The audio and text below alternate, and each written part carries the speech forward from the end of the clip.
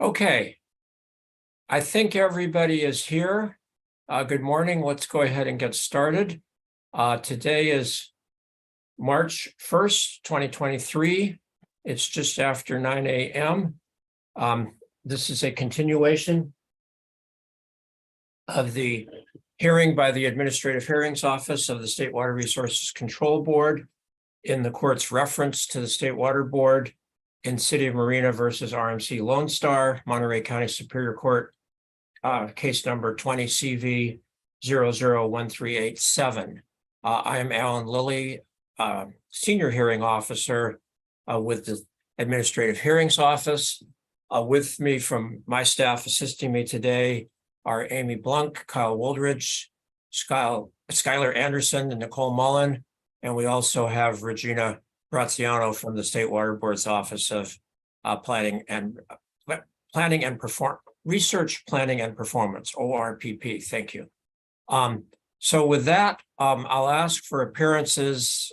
We all know each other pretty well, but I think it'd be good for the record just to have one attorney for each party state all the attorneys for that party and all the parties' expert witnesses who are appearing today, just so we have the record clear. So I'll start with California American Water Company, which we all call Cal-Am. Who would like to state the appearances for Cal-Am this morning? I think David Osias would do that. Thank you. All right, Mr. Osias, go ahead. Thank you. David Osias and Bob Moore from Allen Matkins, Rob Donlin from Ellison Schneider, the rest of his firm's name, and Catherine Horning from Cal-Am are the lawyers. The experts present are Mr. Pete Leffler, Dr. Johnson Yee, and Mr. Durbin was planning to participate when I checked in with him yesterday. So I don't see him yet. Just as an FYI, he may be late. Okay, well, he may be having computer issues. It seems like those go around with all of us, but we'll go ahead and get started and certainly acknowledge Mr. Durbin when he appears. So thank you, Mr. Osias. And then who is here appearing for RMC? I guess it's called RMC Pacific is the current title.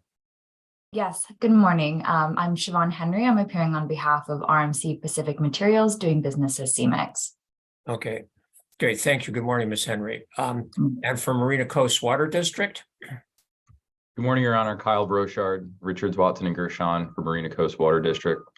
Also attending are Chip Wilkins of Remy Moose and Manley and Christina Berglund of Remy Moose and Manley and Ruth Stoner Musine of Friedman Springwater. Experts on the line is Dr. Todd Kincaid and Ms. Vera Nelson. All right. Thank you, Mr. Brochard, and good morning to all of you. And then who is appearing today for City of Marina? Larissa Meisenheimer of Schertz's Friese on behalf of the City of Marina. I have with me Dr. Mark Trudell as an expert today. All right. Thank you. Good morning, Ms. Meisenheimer and Dr. Trudell. I think that covers everybody I see on my screen. Have I missed anybody? Okay, good. Thank you all. And just as a reminder, this, like our last hearing, this hearing day is going to be a lot of questions and answers because I do want to see where we are on the experts modeling work and move forward. But just as a reminder to all the expert witnesses, you still are under the oaths that you previously took in this proceeding, and those will apply today. So with that, I did receive the joint status report that was filed on February 17, which I appreciate very much. And it does appear that the expert witnesses have made some progress, particularly, of course, my interest is in matters where there can be consensus. And it looks like there is progress on developing consensus on some, certainly not all, but some of the model parameters and the plans for the model runs. So the first question I'm going to ask actually goes to the last page of the joint status report. In paragraph 2, there's a statement that the parties plan to meet again on February 24th, which was after the report, but obviously before today, to discuss model calibration issues and recharge and possibly hydraulic conductivity. And that then both parties will endeavor to work collaboratively, and additional meetings may occur as appropriate.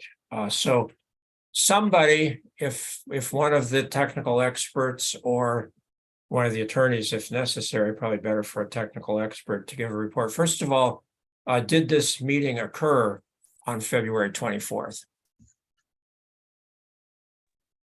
I know you're all bashful, but Mr. Leffler, go ahead. Yeah, I can start. Yes, the meeting did occur.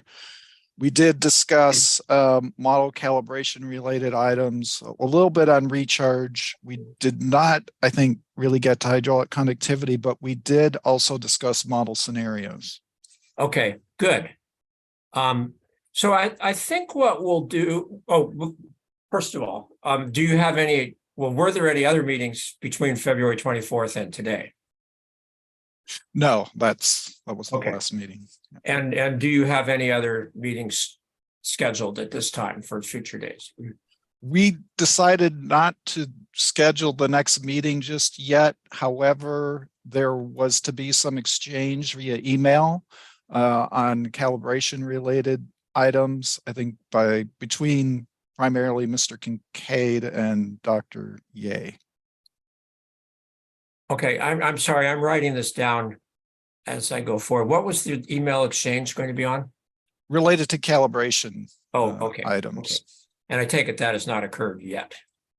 I believe I did see some exchange. I don't know if okay, it was good. yesterday or it just very recently. Yeah.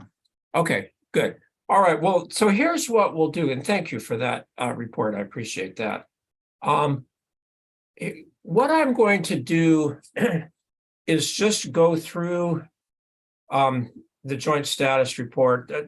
I mean, I'll go as quickly as I can. I think this will be fairly efficient, but I think the best thing is for me to just go through and ask my questions, ask for reports, give my comments, and we'll just sort of have a discussion. But I think it's going to be most efficient if we just track the order that is in the joint status report, which frankly is pretty logical.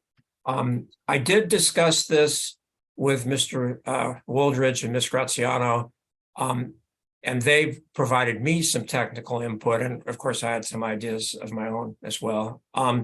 So I will also give my comments as we go through this. I think maybe it doesn't make sense exactly what I'm saying now, but I think as we go through, it'll become clearer. So let's just take it from the top. And I'll go through. The first thing I notice is in section 1 now I'm back to page 1 of the outline. In section 1 on model layers, and sort of related section 3A of the outline, it looks like there's consensus that there will be 11 model layers and that they are assigned to different hydrogeological units as described in section 3A. So that's good. I certainly am glad that you have at least that, I'll say, level of foundational consensus. I think that will be certainly useful going forward. And then also there appears to be agreement on the southern boundary of the model domain as described in section 2. So that's good.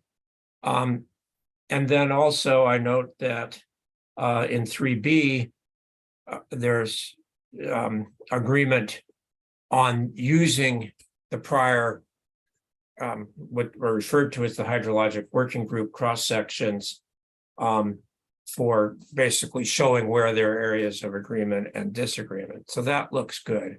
One question I had on that, it's probably fairly simple, but I got one of the cross sections that was attached to the report was for section 5B prime, and the location map I have does not show where that cross section is. The location map I have that shows all the other cross sections, but not that one. So I'm wondering, is there a location map that it can either be one that shows all the cross sections or one that just shows 5B prime, but Is there some map available that somebody can upload or email that shows that cross-section location? Dr. Kincaid, go ahead. Good morning.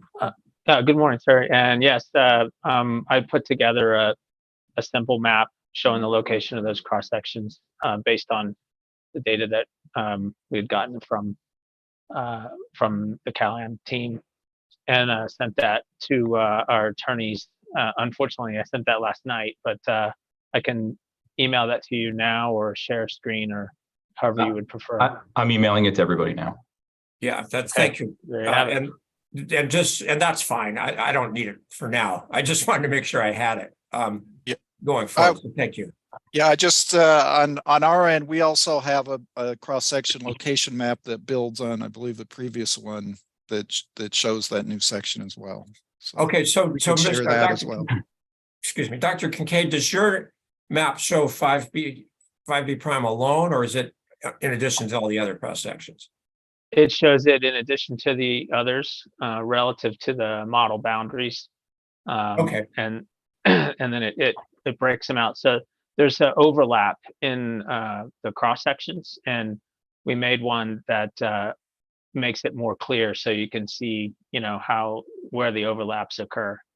Okay, so that's good. I'll probably just give it an MCWD exhibit number. Of course, that doesn't get it into evidence, although I doubt if there's going to be much issue about this.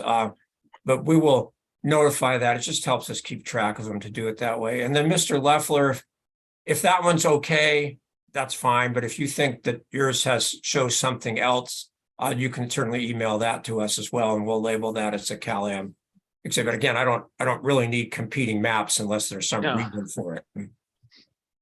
So, but if you think there's a reason for it, that's fine. So go ahead. All right. Well, that takes care of 3B of the outline, and thank you. So now we get into the harder things, issues, disputes, questions, where there are areas of disagreement. And I'm going to start with outline section 3C at the bottom of page 1, and this really goes through 3F. And I don't want to spend time today discussing the competing reasons. I mean, it's very clear that the experts, and I'm going to use the term sides here because it's CalAm and then Marina Coast and City Marina together. So that's why I'm going to use sides instead of parties, because there really are two sides here. But it's clear there are some disagreements regarding the extents and thicknesses of the hydrogeologic units, particularly the 3 aquatards. And of course, that's important for the modeling.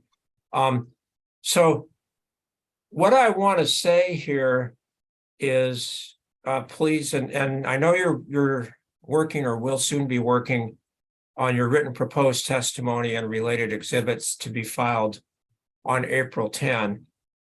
And I mean, this is probably pretty obvious, but I'll say it anyway.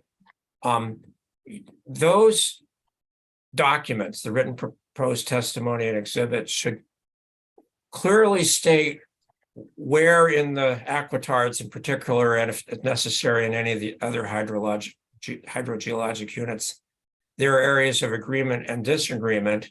And please refer to the specific cross sections and as much detail as you can. If you even want to put overlays on them, with arrows showing areas of agreement and disagreement, that will be very helpful. I was able to track some of it fairly well from this joint status report, and I understand this was just a short outline, but obviously we care a lot about this. So please, in your written testimony, as clearly as possible, show where there are areas of agreement and primarily where there are areas of disagreement. And then, obviously, I want you to focus on describing the data, technical reports, including published papers, if any, and other information that supports your side, for each side, your side's opinions about the extents and thicknesses of the aquatards and where there are areas of disagreement. So basically, for April 10, for each area of disagreement, if you can say, this is where we disagree, refer to the particular cross-section, if appropriate with circles, ovals, arrows, and things like that, so it's clear. Here's why we think our depiction or our estimate is correct.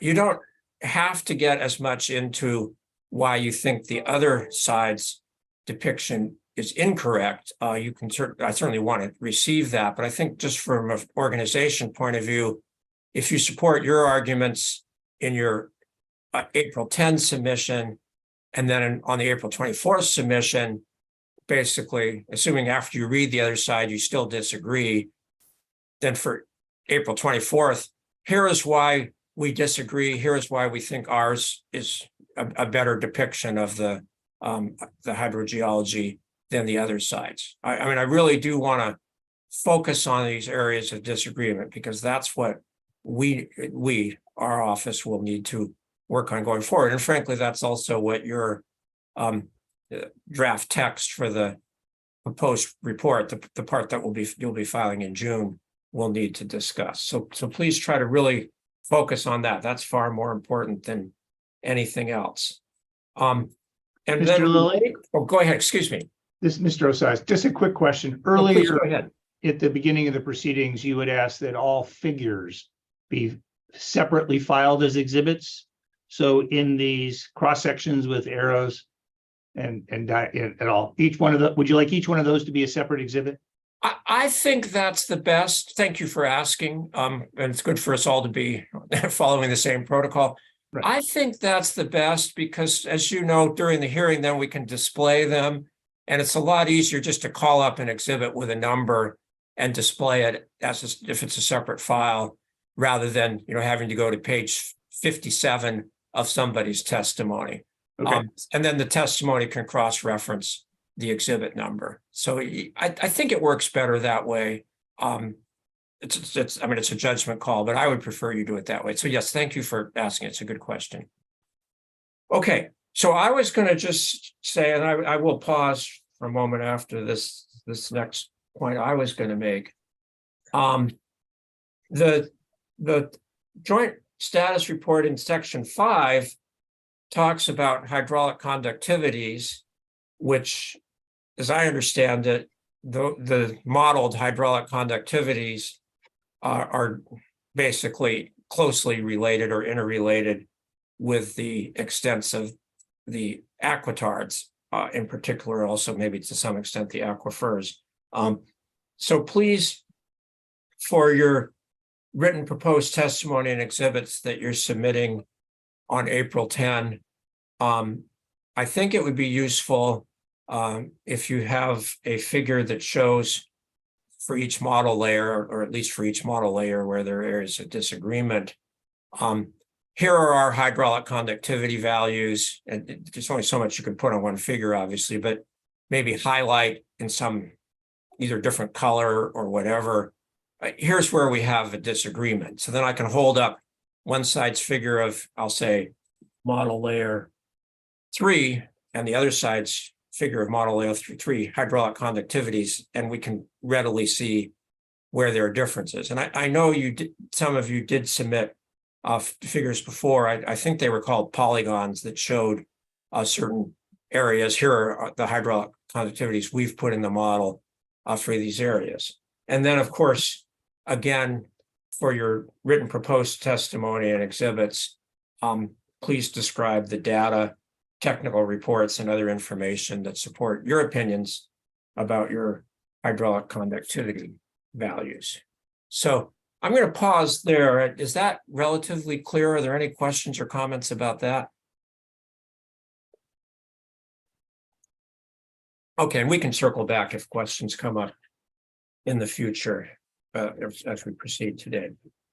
Okay, so regarding, I think that gets me to outline section 6, which is at the bottom of page 2 of the joint status report, regarding recharge. And I'm going to first turn to either Dr. Ye or Mr. Leffler. There were discussions last time about the question of using what I understand is called a recharge package versus using simulated injection wells. And I expressed some concern. Again, this seemed to be an area of difference between the two modeling approaches.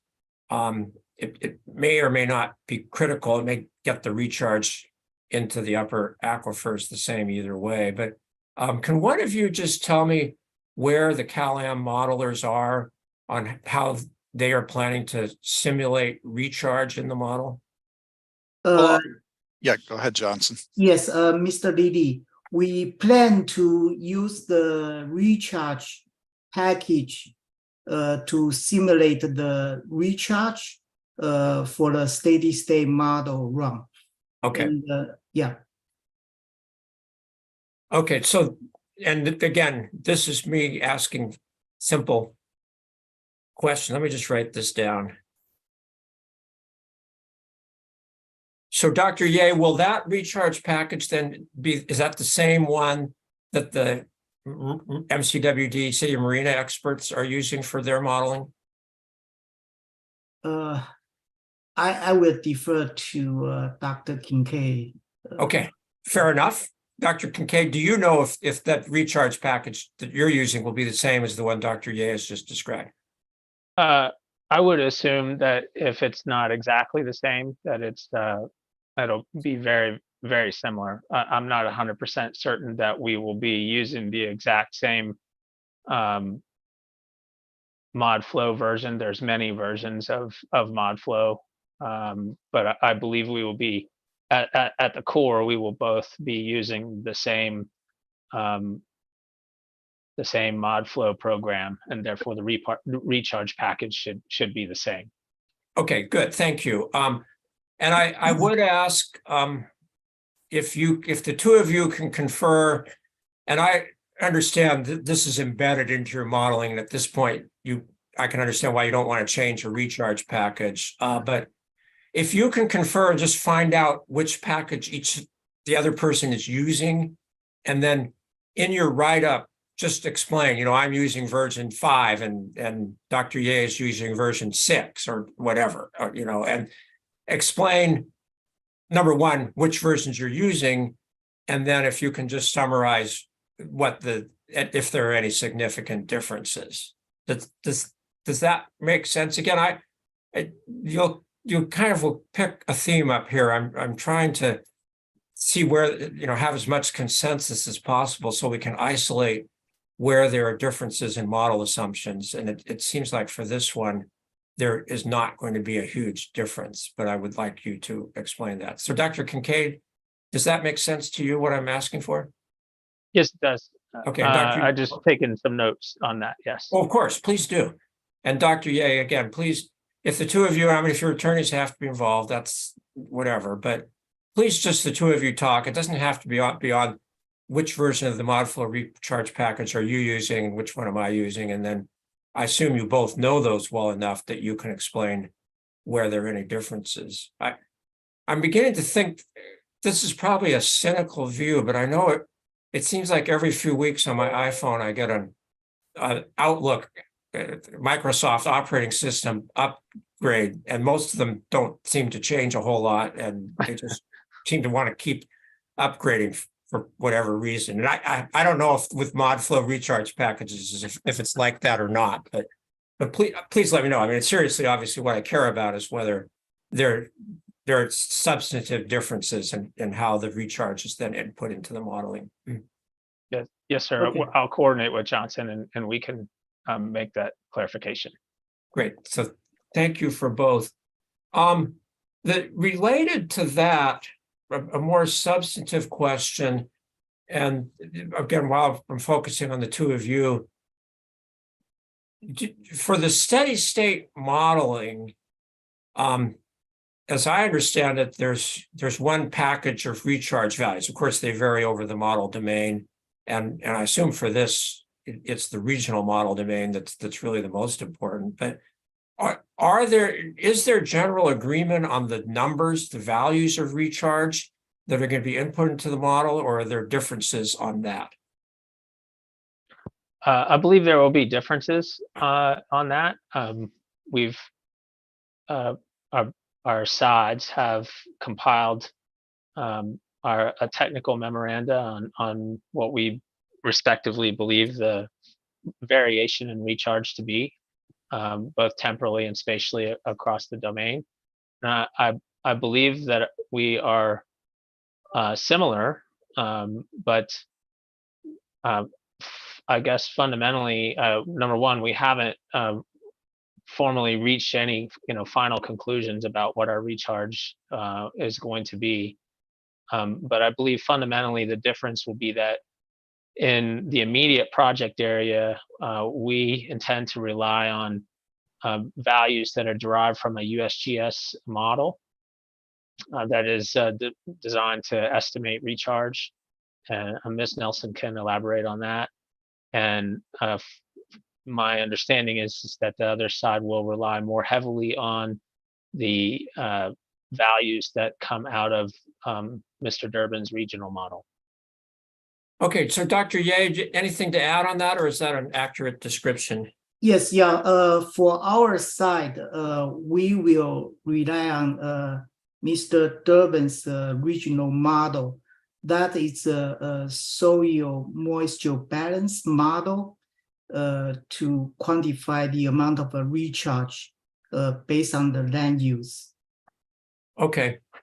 Well, again, I can't tell you can't tell you too much about how to develop your opinions, but it sounds like this one, there may be some fundamental differences. Maybe, hopefully, as Dr. Kincaid has said, that the numbers don't end up being hugely different. But again, these foundational assumptions, if there are differences right off the bat, I'll just be candid from our point of view, for Mr. Woldridge, Mr. Graziano, and me, right off the bat, if there are differences, we have to decide which one we think is better. And by better, of course, I mean more supported by the technical data and so forth. And so if there are differences and we're sort of forced to decide one way or another, that can get us to the point of wanting to go in the direction of one model versus the other right off the bat. So I hope this is sort of clear. I'm being a little garbled, but I hope in this area you can reach as much agreement as you can. I mean, I totally understand there are going to be differences in your hydraulic conductivity values based on your differences for the opinions of the extents and characteristics of the aquatards. But for recharge, I'm hoping there can be closer to consensus. So again, we can isolate where the differences are to the conductivities more than to the recharge. So I'll just say that. Go ahead. Does either of you want to comment on that? Excuse me. Yes, Mr. Liddy. So the USGS model Dr. Kincaid referred to, that is also a soil moisture water balance model. So if we have a different amount of a recharge, then we can point out which parameters used for the model cause that differences. Then you can judge, which one's reliable.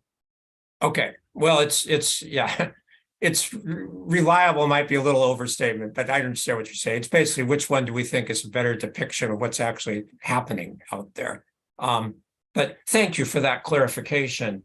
So I was going to say on this topic, please include a figure or figures. I'm not sure what the appropriate model domain is, but I am pretty sure that recharge in the forebay area is quite important for the hydrogeology in the 180-400 foot aquifer subbasin. Since I understand it from reading the DWR Bulletin 18 reports, the recharge for the 180-400 foot subbasin primarily occurs in the forebay area. So anyway, please, in your written proposed testimony and exhibits, have maps that show the recharge, some whatever is the appropriate depiction, and again, areas of agreement and disagreement, and then of course, why you think your numbers are better model assumptions than the other side's model assumptions, similar to what I just asked for about the cross sections for recharge as well. So does that make sense on that point? I don't know, Dr. Kincaid or Dr. Ye, any Yes. questions about that? No, sir, I think that makes sense. And I think I understand what you're looking for. The one I think point that I would make that I maybe hopefully will be useful in your consideration is that I think a difference in our approaches also is that we intend to use recharge as part of as a calibration parameter. So we're focused right now on establishing and hopefully agreeing to a range of reasonable recharge between a high and a low value, such that particularly in the area of the dune sand aquifer, then we could vary the final model assignment within that range as part of the process in the process of trying to achieve calibration to heads. Okay, that's fine. Let's talk about this now. I had that. It's actually coming up pretty soon on my outline, but you got ahead of me. But that's fine. Okay. So I'm going to just say, and again, this is me as a lawyer trying to understand some fairly complex technical things, but I'll just say from my discussions with my technical staff, Mr. Woldridge and Ms. Graziano, they both expressed a lot of concern in the calibration process about adjusting two different types of parameters. They had some more technical term, but it's basically sort of becomes a two-dimensional moving target as opposed to a one-dimensional moving target or something. Probably more complicated than that.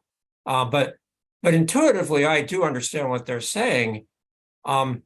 If each side is adjusting hydraulic conductivity values in the model calibration process, then that's fairly straightforward. I mean, I understand there are a lot of different cells, and each cell has a different hydraulic conductivity number. But it's one type of parameter. When you introduce variations in recharge also, then there's a whole different set of parameters for model calibration. And Ms. Graziano, and please speak up if I am saying this wrong, but I think her comment was from her experience, normally in the model calibration, the recharge would be held constant and the calibration would be done by adjusting the hydraulic conductivity values. So this is a not very articulate description of my concern, but Dr. Kincaid, I'll just say something to the effect of how important is it for you to also adjust recharge values in your calibration work? No, yes, sir. I understand the concern about having two knobs. It does obviously make it a little bit more complex. It's two knobs, and each one's a three-dimensional parameter. Go ahead. Yeah, it's two knobs, both of which are uncertain is the problem. So it is certainly a simpler path forward in terms of the pragmatic approach of modeling to try to make it so that you can hold one of those constant, and the recharge is I agree, most typically the one that you would hold constant and then vary the hydraulic conductivities.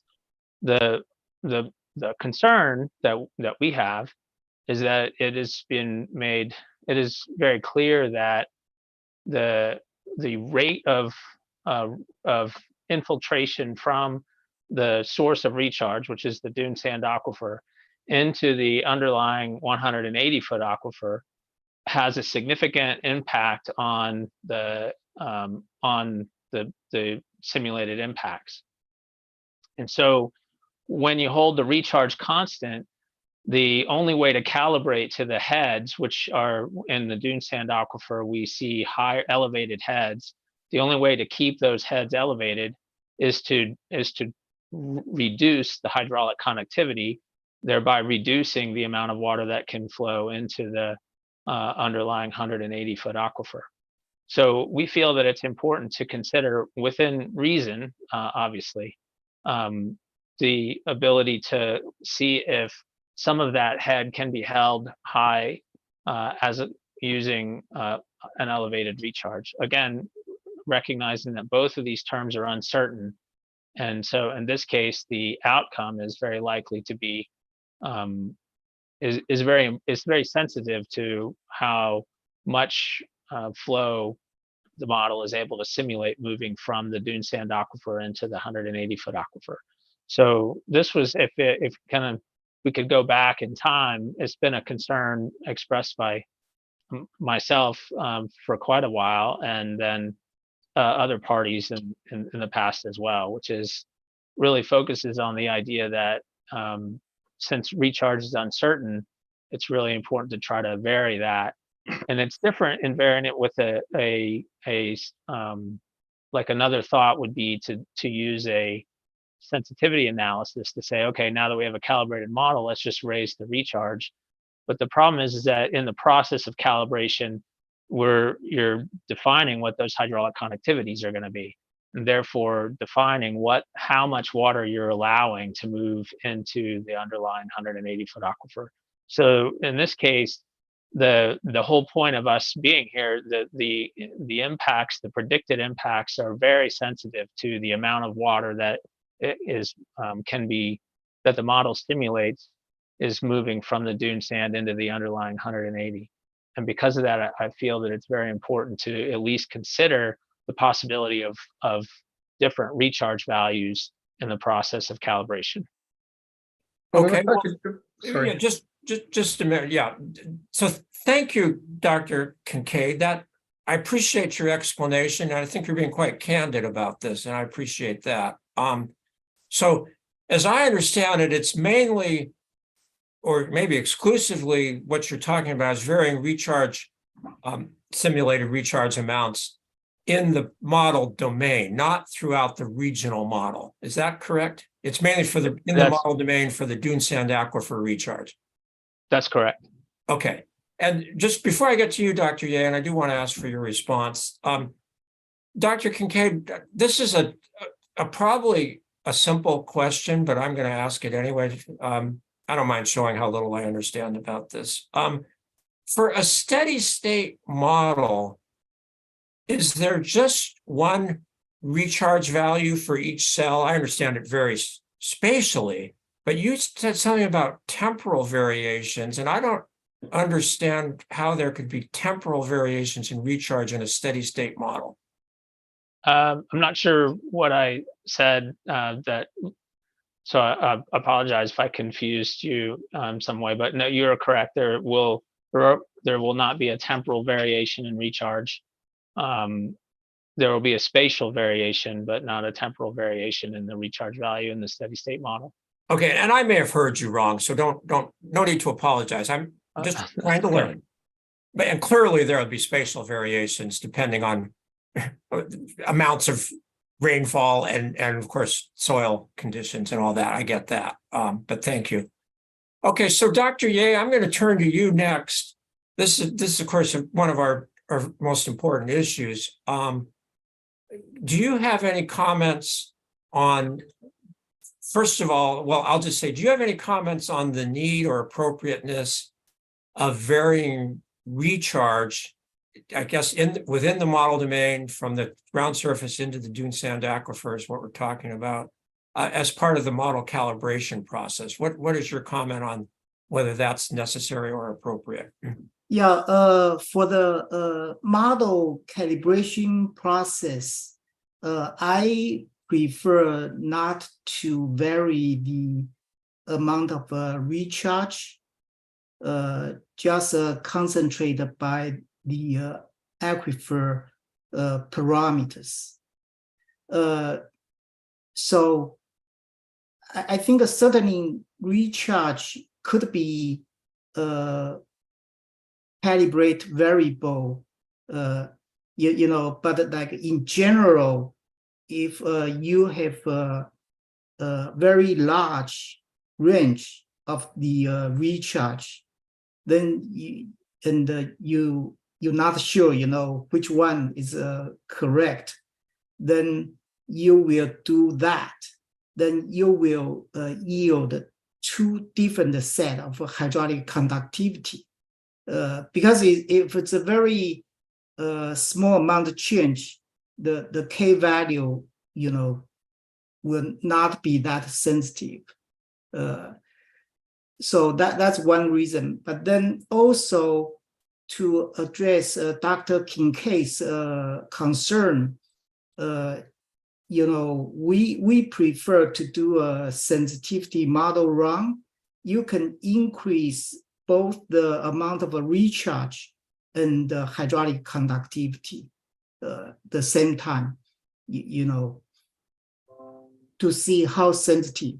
And otherwise, if you yield, say, two different sets of a model, then when you run the predicted model scenarios, you need to double the amount of model runs for each of the scenario. Yeah. Okay, well, and of course, I'm concerned if you're varying both recharge and conductivities for sensitivity analysis, then it's hard for us to know what it's showing. Is it showing it's sensitive to recharge, or is it showing it's sensitive to conductivities? Or both, and if both, which one's more important, and so forth. So anyway, I can't tell either of you how to do your modeling. I mean, at this point, this is certainly in your both of your areas of technical expertise, rather than something I can direct you to do. But I hope you understand our concern. And again, this is me with some technical support as to this concern. If we're varying two different types of parameters, then it's hard to isolate, where there are areas of agreement and disagreement, and frankly, whose calibration we think is better. So I'm going to pause for a minute. I see Mr. Leffler, you raised your electronic hand, so go ahead.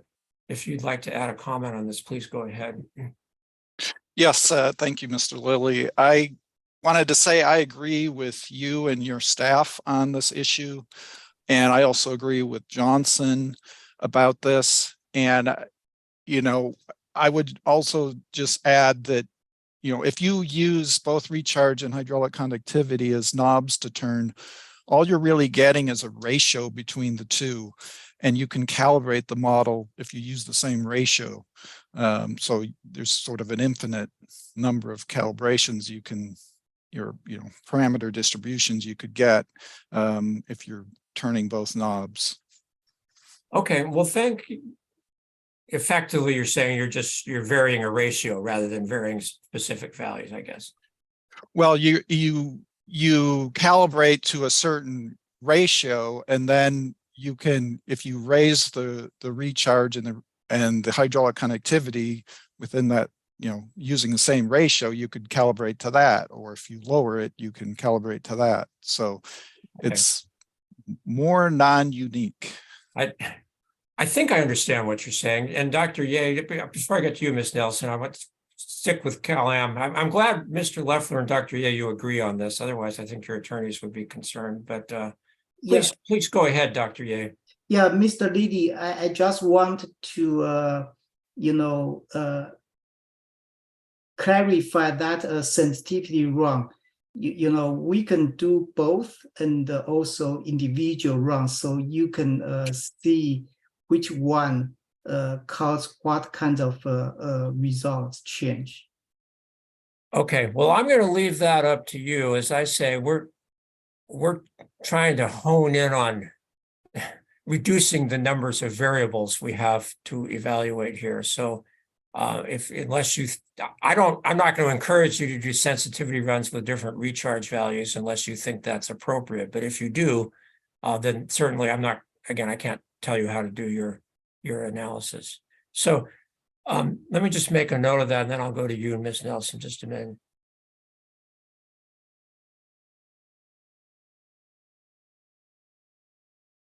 Sorry, I've got to write this down. I can only write so fast. Okay, Ms. Nelson, your electronic hand stuff, and I did see Dr. Trudell, your real hand is up, so I'll come to you next. But Okay, thank you.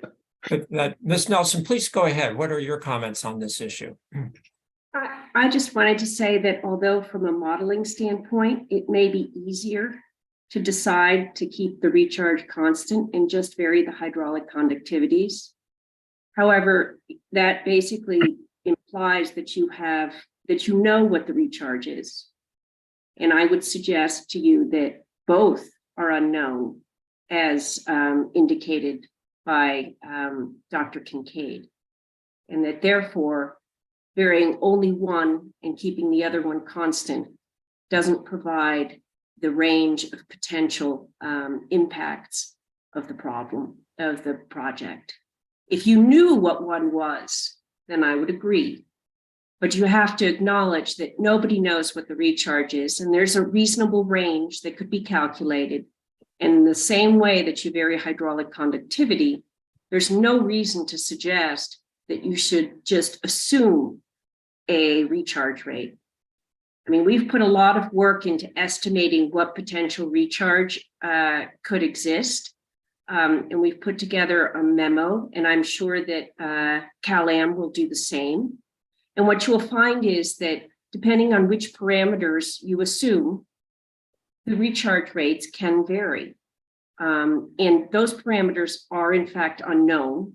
Although what types of parameters are those that you're talking about? They have to deal with field capacity. In other words, what's the porosity of the soil? What type, how much runoff occurs? So there's curve numbers associated with runoff. So even though we might use the same recharge model, this USGS model, which everyone has been identifying, and I believe actually Mr. Durbin used historically to try and estimate the recharge in this area, we utilized the same model. But he appears to be getting very different recharge rates than what we have done. I haven't seen an actual document yet that's been produced by Cal-Am justifying what parameters they used. We've prepared something, and we have documented information within that shows why and how we chose our parameters. But I guarantee you can find other parameters, because they are uncertain, that would generate different recharge rates. So I guess what I would suggest to you is that both entities will provide memos that justify a range of, what they think a reasonable range of recharge is. And then you can vary the model within that range. Because I believe our parameters are justifiable. Are they right? I don't know. And neither does Cal-Am. I mean, I think what we might be able to do is agree on, here's the range that we allow the model to, basically run the model within this range. Okay. All right. Well, thank you. You're basically highlighting the complexities, which I appreciate. I mean, I wish it weren't so complex, but obviously it is. So thank you for pointing that out. So Dr. Trudell, go ahead. Thanks, Mr. Lilly. Yeah, so my comment is very similar to Vera's, only with respect to hydraulic conductivity. So we have compiled hydraulic conductivity data, but the one piece of scope that we have not accomplished yet is to agree on what is a reasonable range for hydraulic conductivity values for individual aquifer materials. For example, it's been suggested that maybe for the dune sand aquifer, the reasonable range of hydraulic conductivity is from a low of 10 feet per day to a high of 100 feet per day. And in the calibration process, you do that for each material. And then in the calibration process, you adjust your hydraulic conductivities within that range to try and achieve calibration. If you can achieve calibration with respect to water levels, using that range of hydraulic conductivities, you have two choices. One is you can either extend outside that range, which is a little hard to justify, or you can adjust recharge. And so normally the way you would conduct calibration like this is to adjust hydraulic conductivity within the agreed maximum and minimum range values.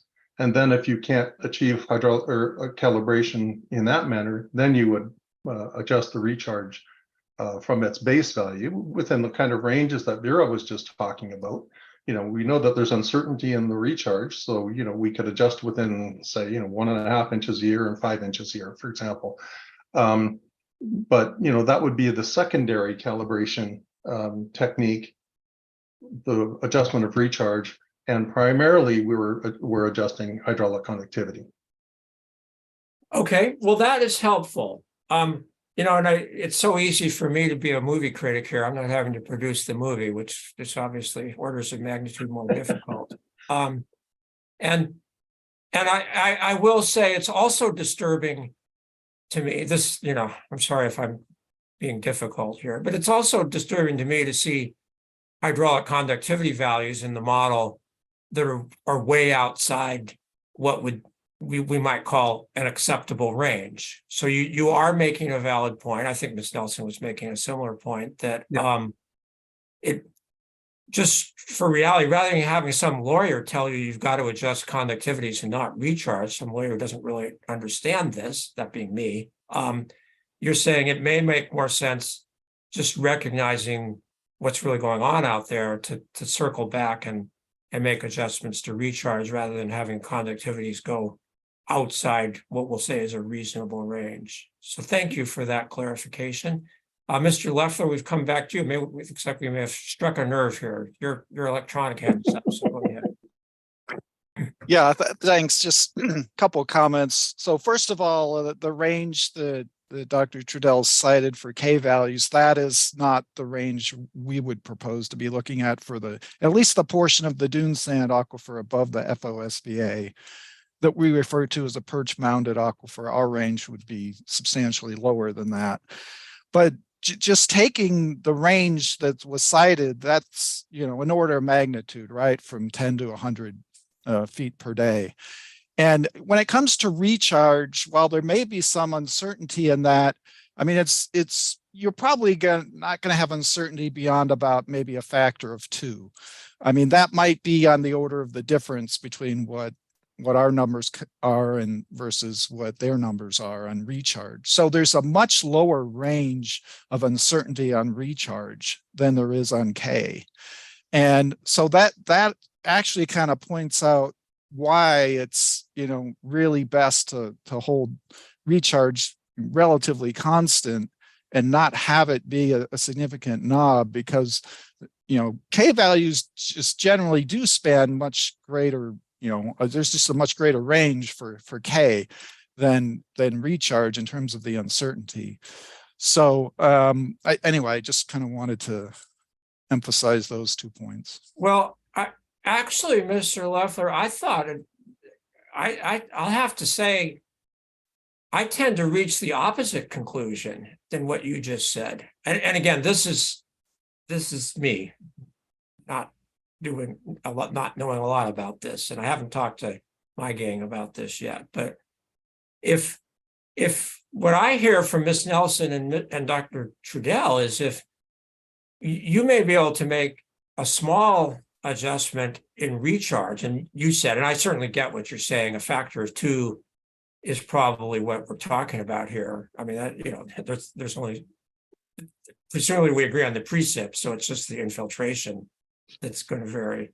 But if it's a relatively small adjustment in recharge can calibrate the model as opposed to a much larger, and I'll just say potentially unrealistic variation in the conductivity or the K values, intuitively to me, it makes more sense to adjust the recharge, because again, that sort of seems more within the range of reality of what we're talking about here, which of course is what we want. So anyway, that's a very initial reaction to what clearly is far more complicated than I am appreciating right now. But thank you, and I'll just note that again. But from our point of view, having the models be as, you know, the parameters be as close to reality as possible, clearly it's just sort of intuitively, it makes sense to me, my staff, board members, and probably the judge as well. So I'm going to just go around. This is worth spending time on, so I'll keep going around the room as necessary.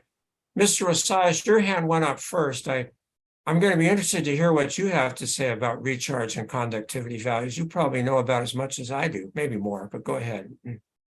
No, I'll start by claiming to know less. What I want to address, at least briefly, Mr. Lilly, is that we have already this morning observed a variety of experts hard at work trying to figure this out, okay, who've given you a report. And I think your comments to them are helpful to them continuing with their work. But I'm not sure it's fair is the wrong word, but I'm not sure it's helpful for them to have to try to brainstorm in the middle of their work opinions about subjects that are still being discussed in order to complete their effort. Your, for example, request that when they submit in April their technical work, they show, you know, the data and the reasons and the explanations, and you're warning them about your predilection with your staff's advice. I mean, obviously, that your predilection about certain things is also helpful for their guidance. But I think they could probably talk all day about where they currently are, which is not done. And I don't know that that moves the ball. And so Yeah, and I agree. And I certainly am not trying to ask anyone for a final opinion on this. I'm asking the question so I can understand this better and perhaps provide some feedback. But I completely agree. They're in the middle of their work, and that it would be totally unfair for me to ask them to give final statements on matters that are involved in works in progress. So to the extent I was suggesting that, I apologize, and I agree with you on that. So thank you. well, and my last point is I think we all, I mean, I'm you know, no one wants me to speak for everybody, but I will do that anyway. We all recognize that at the end of the day, you know, unless there's unanimity on everything, you're going to have to make judgments and a decision about who's more credible or who's more right or who's got a little better case than the other. And I think all sides are realistic that that's going to have to happen. Yeah, that's a reality. I'm going to just throw out one thing, and then I'll turn back to you, Dr. Kincaid. Your electronic hand went up again. But I'm going to say this. I'm almost afraid to say this, but I'm going to say it.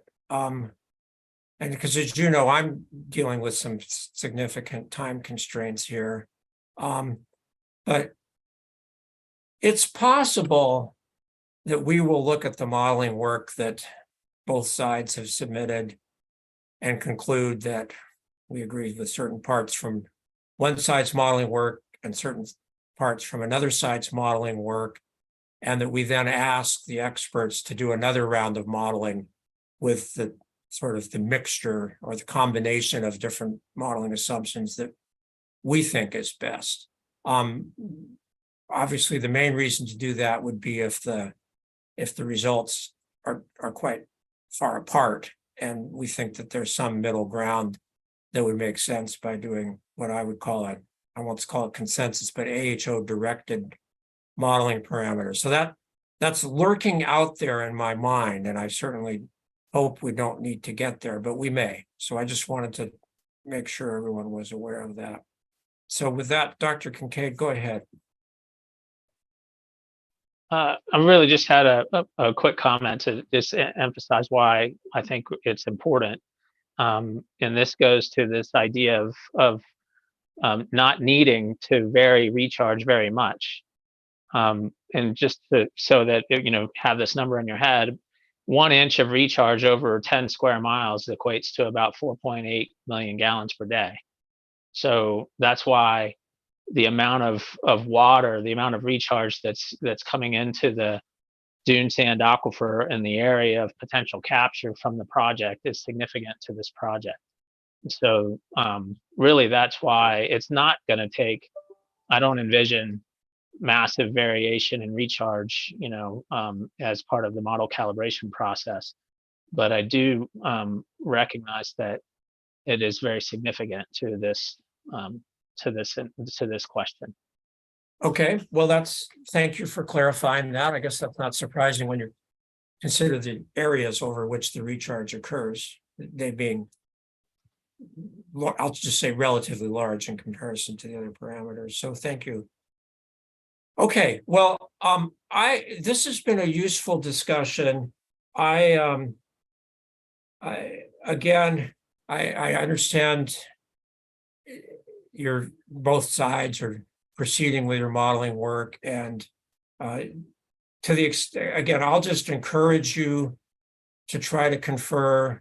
The more consensus you can reach on recharge, the better. I understand to some extent it's their initial assumptions, and then at least for the MCWD City Marina side, there may be variations, or that recharge may be adjusted as part of the calibration process. But I've said, I won't say it again, but I will say it again. Please just try to reach as much consensus as you can.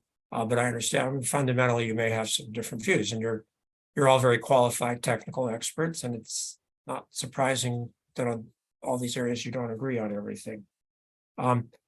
Okay, let me just finish up model calibration, and then we'll take a break. Ms. Graziano sent me a question, so I want to make sure to talk with her about that during the break. We sort of jumped ahead on the recharge issue of how much, or whether it's appropriate to vary recharge in the calibration process and how much. It does appear that the parties are in agreement. Good news is an agreement on the period of water year 2019 to 2021 for the steady state model calibration. There was a comment, something I didn't understand. I wanted to ask if somebody could explain to me. On page 3 of the joint status report, in the very top paragraph, 7A, the first sentence says, both parties have reached tentative agreement on using WY 2019 through WY 2021 for the period for steady state model calibration only. That's good. I like that. But this is the next sentence I had some questions about. Both parties are continuing to discuss what time period should be used to run the scenarios on potential future project impacts. And I'm not sure I understand that for a steady state model is. So maybe somebody can just explain to me what time period in that sentence means when we're talking about a steady state model, as opposed to, certainly for a transient model would be different. So looks like Mr. Leffler, you go ahead and take a crack at that. Well, I'll start because I kind of, I guess sort of led the discussion of this issue actually in our last meeting, which is, so we spent a lot of time talking about a steady state calibration period. And frankly, it was difficult to come up with one that met all the criteria we were looking for, which, is generally a time of average rainfall, average recharge, average groundwater levels, and, groundwater levels not trending overall in an up or down direction. And frankly, usually for a steady state calibration, you have a longer time period that you use.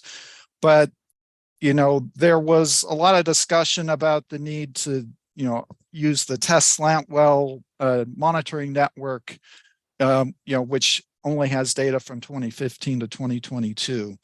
And, another constraining factor was the modeling done to date only goes through 2019.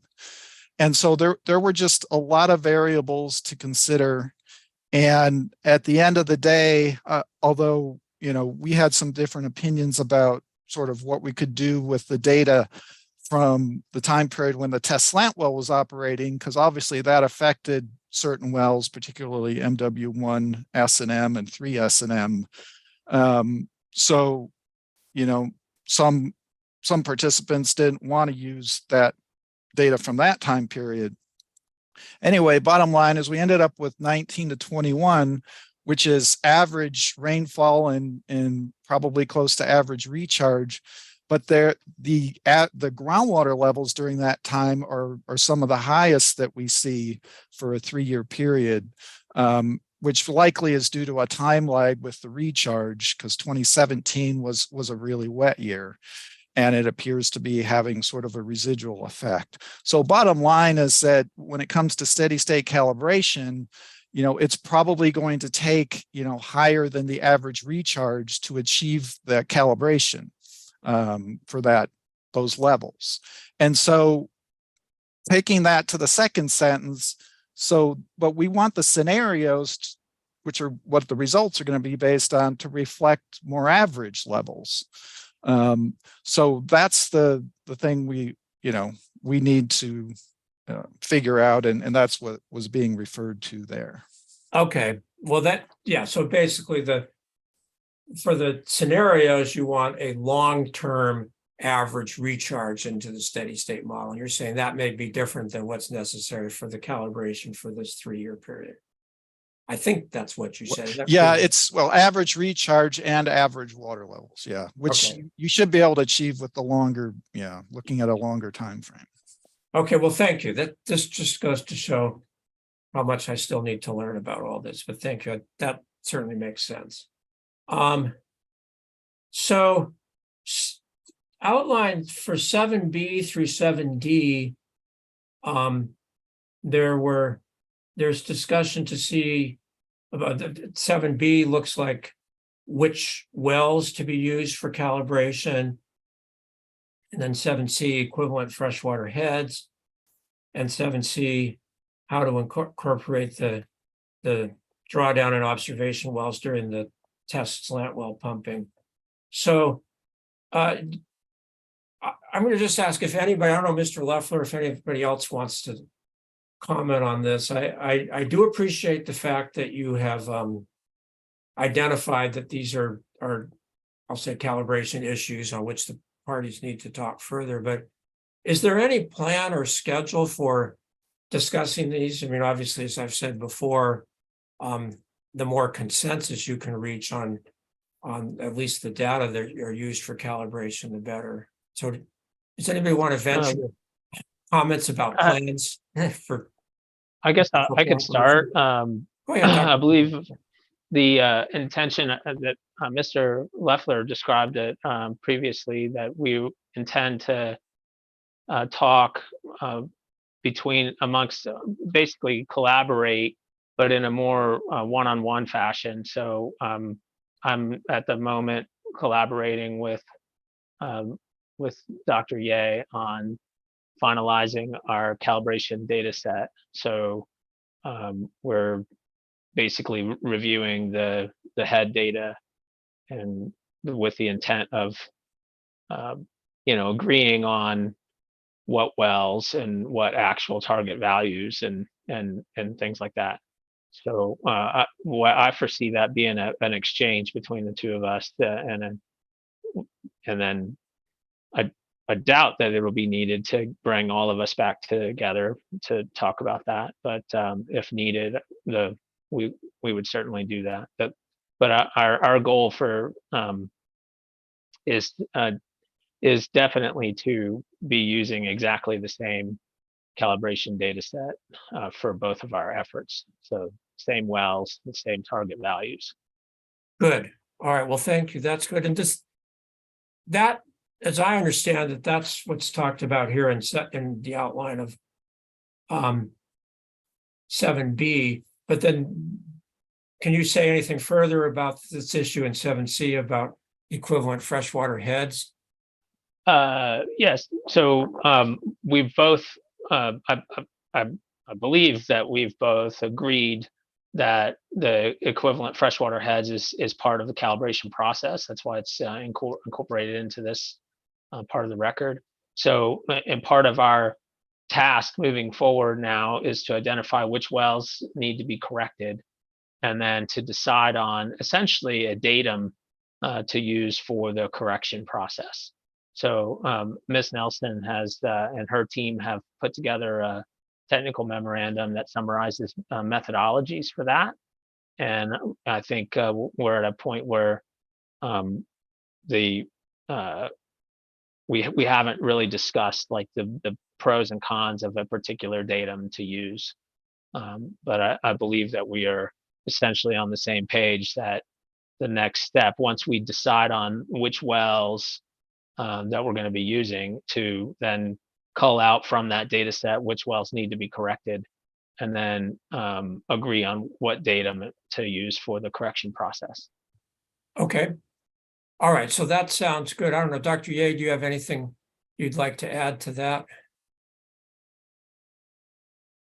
No, I don't have any additional to add on. Okay, well, good. And I certainly appreciate the fact that the two of you are working together on that, of course, with the input from Ms. Nelson that you've just described. And then Dr. Kincaid, do you have any further comment on 7D of the outline, which is basically how to then look at the observed drawdowns during the test pumping period for the slant well? Just I can a summary of what we've talked about, and again, I don't think we haven't like written anything down as to specific agreed upon tactic, but where we are at currently is that we've agreed to use the drawdown from the test slant well, particularly as measured in monitor wells 1 and 3, as a secondary form of calibration. So essentially, we'll calibrate the model to the static heads, and then essentially run a calibration again to calibrate to the observed drawdown. And the Cal-Am team has offered and has done a fair bit of work to be able to evaluate the hydrographs at those wells and identify what that drawdown is, so that we would ultimately get a drawdown value from them. And obviously we'll review it and see if we agree. But I think tentatively the idea is that we'll have that drawdown value identified, and then that will be our calibration target. Okay, good. So Mr. Leffler, go ahead. Your electronic hand went up. Go ahead. Yeah, I just kind of wanted to follow on what Dr. Kincaid said, with just that, HWG had previously evaluated drawdown from the test slant well pumping, and that's in a document that's, part of the hearing. And I believe we clipped out that section and provided it to the other experts. So I think we have the numbers, but yeah, we do need to get confirmation from MCWD and Marina experts that they agree on those drawdown numbers. Okay, well, obviously, I'm encouraging you to continue to work on that. So thank you. Okay, so here's what I'd like to do. I want to take a break here. We've been going for a little over an hour. And I think we've reached, well, I've covered the topics I want to cover on, I'll just say, model parameters and the model calibration process. After the break, I'm going to shift to model scenarios, model results, and then I also do want to talk with the lawyers about the draft report. But is there anything else that anyone wants to say before we take a break on the questions we've talked about so far about model parameters and model calibration? I will just say we do have another hearing date set for March 16, and I do plan to use that date to just ask for updates on this. I know I'm prodding you all very hard to move forward, but that's what we have to do to get this done. So anything else on those topics before we take a break? Okay, and my staff may have some questions they want me to ask on that. Let's take a break until, let's see, I think we should probably take a break until 10:45 again, so I can have time to talk to my staff in case they have any questions. And then when we come back, I'm going to ask you to discuss model scenarios or I will discuss model scenarios with you and how we're going to depict model results, and just something to be thinking about here. It's section 9E of the outline on page 3 talks about assessment of potential water quality impacts on NCWD wells and seawater intrusion front.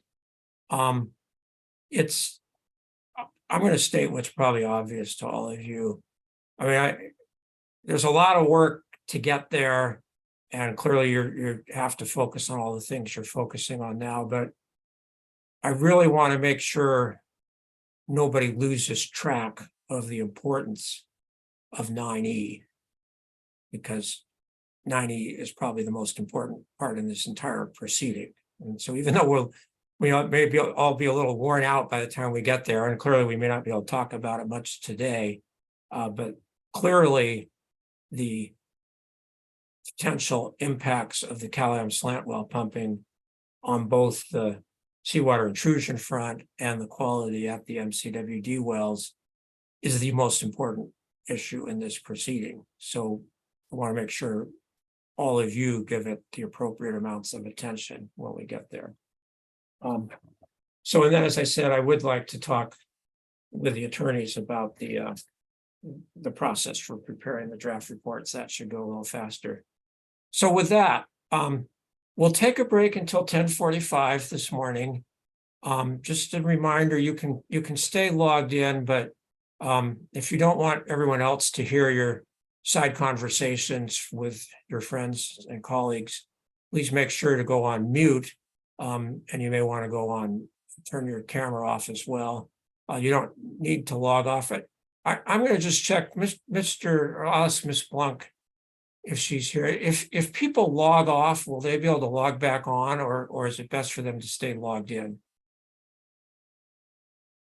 Or Mr. Anderson, if one of you knows how this works, go ahead. They can log off. We'll just have to admit them back into the room. Okay, so if you want to, and we may log off as well. So you can actually do that, but then please try to log on a couple of minutes before 10:45, so we're all ready to go. So with that, thank you all, and we'll be back then.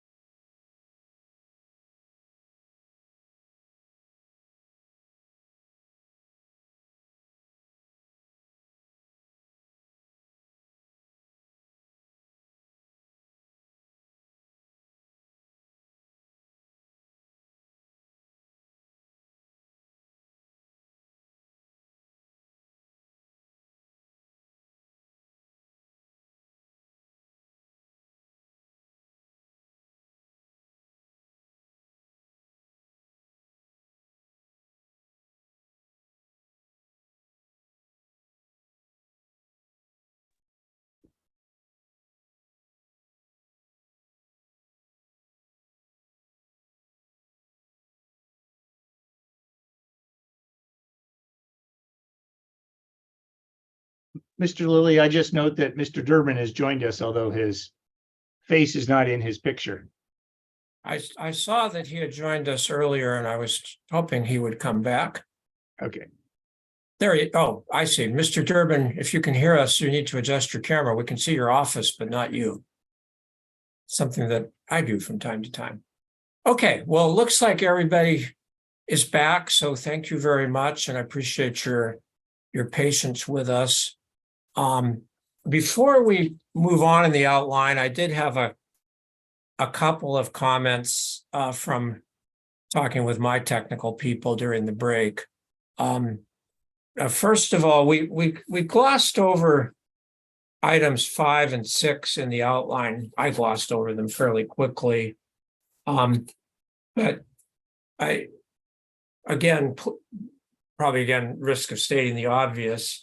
I certainly encourage you, the technical experts, particularly the modeling experts, to try to reach agreement in item 5 on the reasonable range or ranges of hydraulic conductivities for the different hydrogeologic units.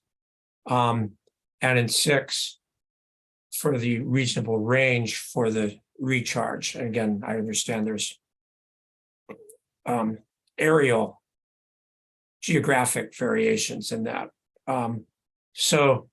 But I think that is important to reach, even if you don't agree on numbers, to reach agreement on ranges. And then for the going forward in the model calibration, which is item 7 in the report, obviously, I'm hoping that as you do the calibration processes, the adjusted hydraulic conductivity values, and to the extent recharge is adjusted, the adjusted recharge values are within those ranges. As I understand it, 5 and 6 is sort of, here are the reasonable ranges based on the relevant hydrogeology.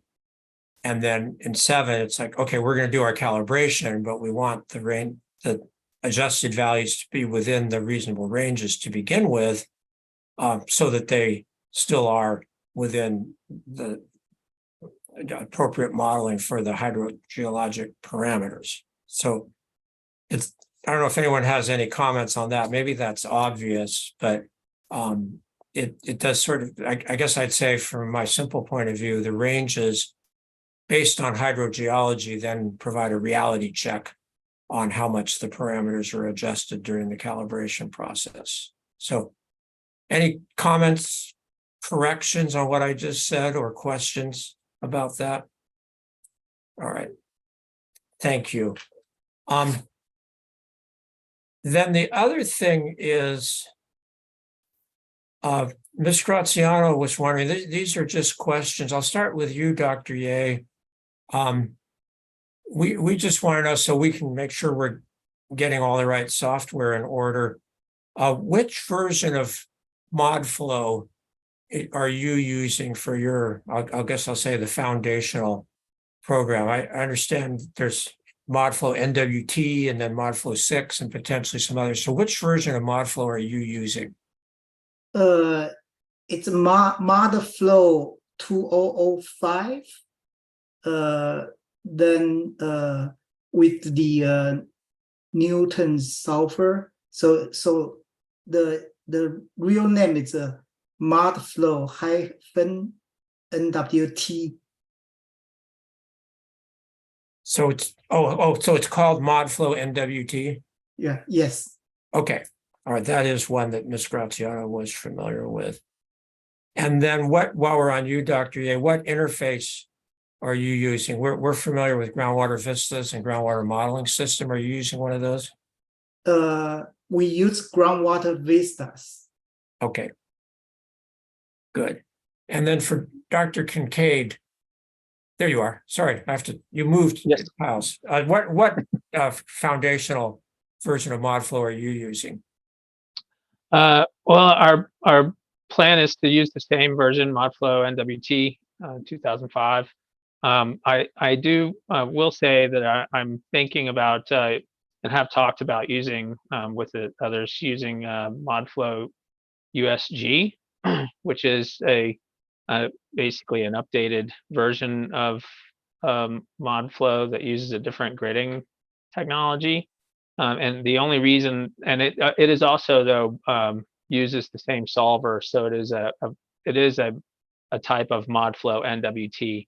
The difference is it allows you to get a finer grid spacing, and so that has been a consideration for me in the related to the effort to calibrate the model to the observed drawdown. So the ability of the model to simulate drawdown is very much controlled by the grid spacing or the grid size, the cell sizes. So that's a flavor of NWT that is more conducive to getting those smaller sizes. I'm just curious, for the ModFlow NWT, what are the grid sizes, or what are the minimum grid sizes it allows? Well, it's not what it allows. It's that it's the technology. It doesn't necessarily demand, but it's based on the idea of a uniform grid. So in the case of the model that we have now, it's a 200-foot by 200-foot grid size, cell sizes across the whole domain. And so the ability to simulate the drawdown is limited to that 200 by 200 resolution. So if we wanted to drive that down to a smaller resolution, we could use a couple of different methodologies to try to do that with this, let's call it the standard version of ModFlow, the ModFlow 2005. But those are less efficient than doing it with the newer version of ModFlow, which is the ModFlow unstructured grid on USG. And how small So- what grids would you then use, or would it be smaller grids in certain areas? Yes, it would be in the area of the project, of the test slant well project. And the grid size could be driven all the way down to 1 by 1 foot if you wanted to. So I doubt we would go that far down, but we would perhaps go down to something closer to 10 by 10 in the area of that we're looking at, or in the area of the test slant well. Okay. All right. Well, obviously, please try to keep Dr. Ye informed with what you're doing, just so he knows, and if he wants to do those. Again, I can't tell you how to do your work.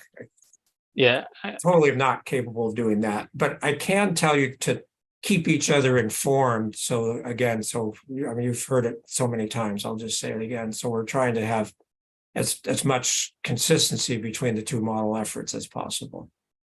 and I will add there that that weighs heavily on my thoughts of how to set everything up. I mean, I would like to better simulate the drawdown, but if that doesn't really look super important, then I fully understand your desire and agree with the whole concept of having the model as similar as possible. So if we don't really feel it's needed, then we will use the same version of ModFlow as Dr. Ye. Okay, thank you. And then what interface are you using? Are you also using groundwater vistas? I believe we will use groundwater vistas, yes. Okay. It's just the only reason I ask is Ms. Graziano wants to get, I mean, we have the old model files, but she wants to make sure she's got all the software ready to go in case she needs to look at that. And the last thing, so I'll say, again, just at the risk of stating the obvious, in the last round, we received the hard drives with your model files, and obviously when you submit those, the written proposed testimony and exhibits on April 10, we will ask for the hard drives of the model files at that point as well. So please, I assume once you have them, it's relatively straightforward to copy those modeling files into the hard drives, but we will definitely be looking for that. So, okay. Did Ms. Graziano or Mr. Roll, just let me know if you have anything else. I think we've covered what we talked about during our break. No, that's it. Thank you. All right, thank you. Okay, so I'm going to go forward to model scenarios.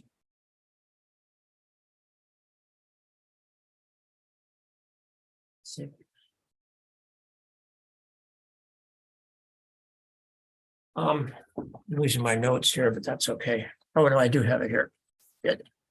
So this is something I do know something about, having done a lot of work with surface water hydrology over the years. And that is, it can really get out of hand here if we're not careful as far as how many different scenarios we are looking at.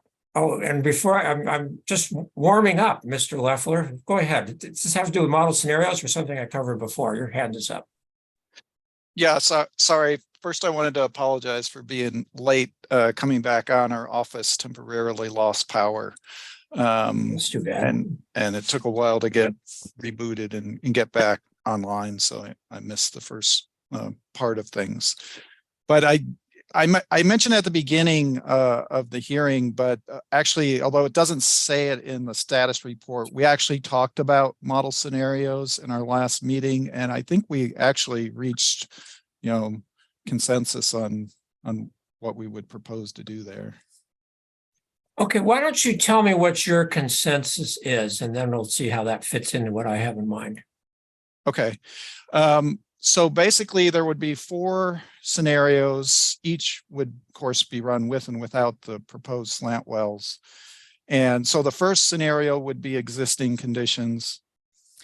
A second scenario would be a extraction barrier. The third scenario would be a scenario that achieves what the GSPs have listed as the required minimum thresholds under Sigma to satisfy their the goals of each of those plans. So of course that would involve Monterey subbasin GSP and 180-400 subbasin GSP, and I guess if there are any others that are within the model domain. So that would, be a basis for setting the boundary conditions.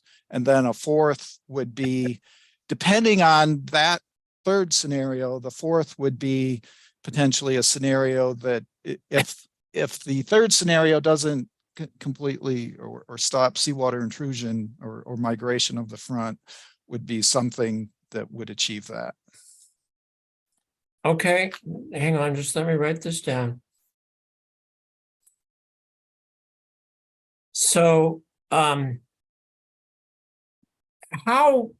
would, regarding, this is very helpful. So how would the second, what you're calling and incidentally, this is, you start multiplying numbers, even if you're multiplying 3 by 4, you already get up to 12, which is my concern.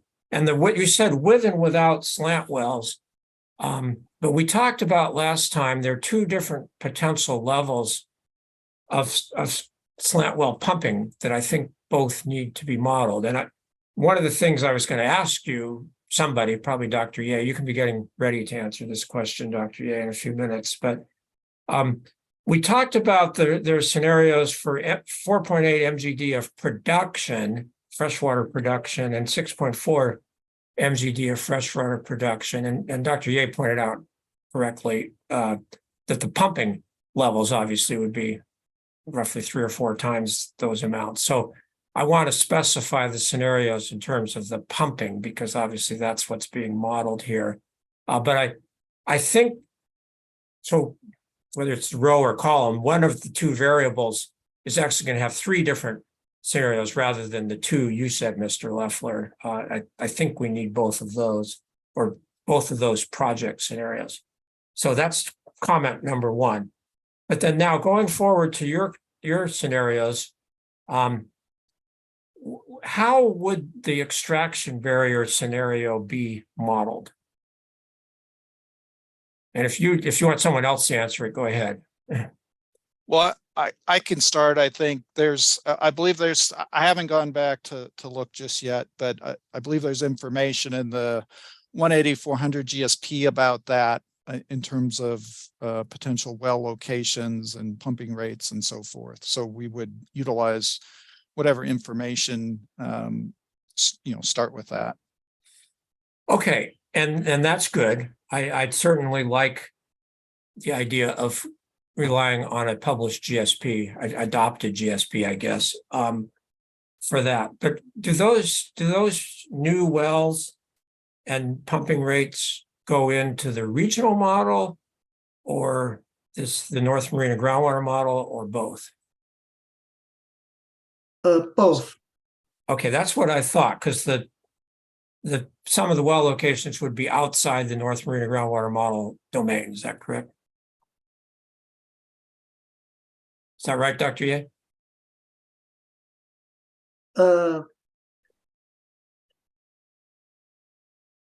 So, yeah, Mr. Liddy, would you please repeat your question? Well, and maybe, we're getting some crackles from somebody. But as I understand it, you'd have to input simulations for the extraction barrier wells and pumping rates into both the North Marina groundwater model and the regional model, because some of the extraction barrier wells would be outside the model domain area for the North Marina groundwater model. That's all I was asking. Is that correct? I haven't reviewed that location for the extraction barrier. So I don't know the answer, but okay, so Tim. All right, Mr. Durbin, move your camera up. We can only see half your face right now. Okay, go ahead.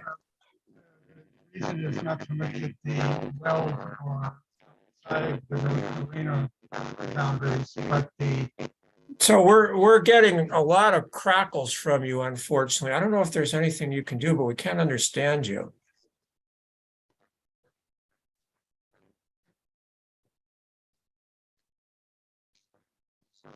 still the same. I think we're going to have to ask you to phone in, turn off your computer audio and phone in. Can you do that? I will. Okay. So please do that and we'll circle back to you in a minute. I'm sorry, but we can't understand. I'll just add that I believe, we need to double check that, but I believe you're correct. I believe there will be some in and outside of the North Marina model domain. Yeah. Okay. So and that would be simulated with the regional model initially. Okay. So Mr. Brochard, your hand was up. Do you want to say something? Ms. Nelson might have more information than me on this, but I don't recall an extraction barrier. I know that it's discussed that they may look into an extraction barrier in the GSP, but I don't know that anyone has done a feasibility study and said, yes, we're going to do it, and here where the wells are going to be located. To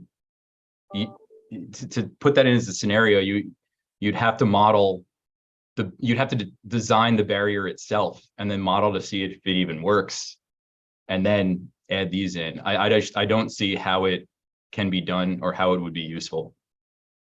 Ms. Nelson, do you want to add something on that? Yes, there are about 10 different options that are identified within the GSP, the 400, 100, and 8400 GSP subbasin. And one of them is an extraction barrier. But because the USGS model was unavailable at the time that the GSP was prepared, there was never any modeling done of the extraction barrier, nor was it ever actually identified as being feasible.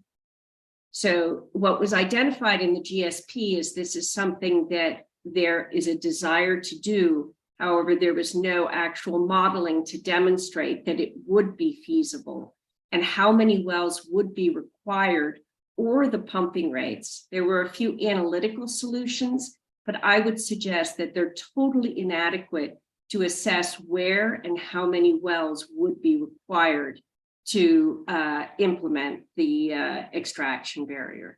There has been some work since then, but I don't know that that information will be available for the time period that we are talking about. And so my concern is that if you put in a hypothetical number of wells to determine that's an extraction barrier, I mean, it's total fiction. You don't even know if it'll actually stop the seawater intrusion. So I guess my concern is one that you can't actually model something that has been proposed.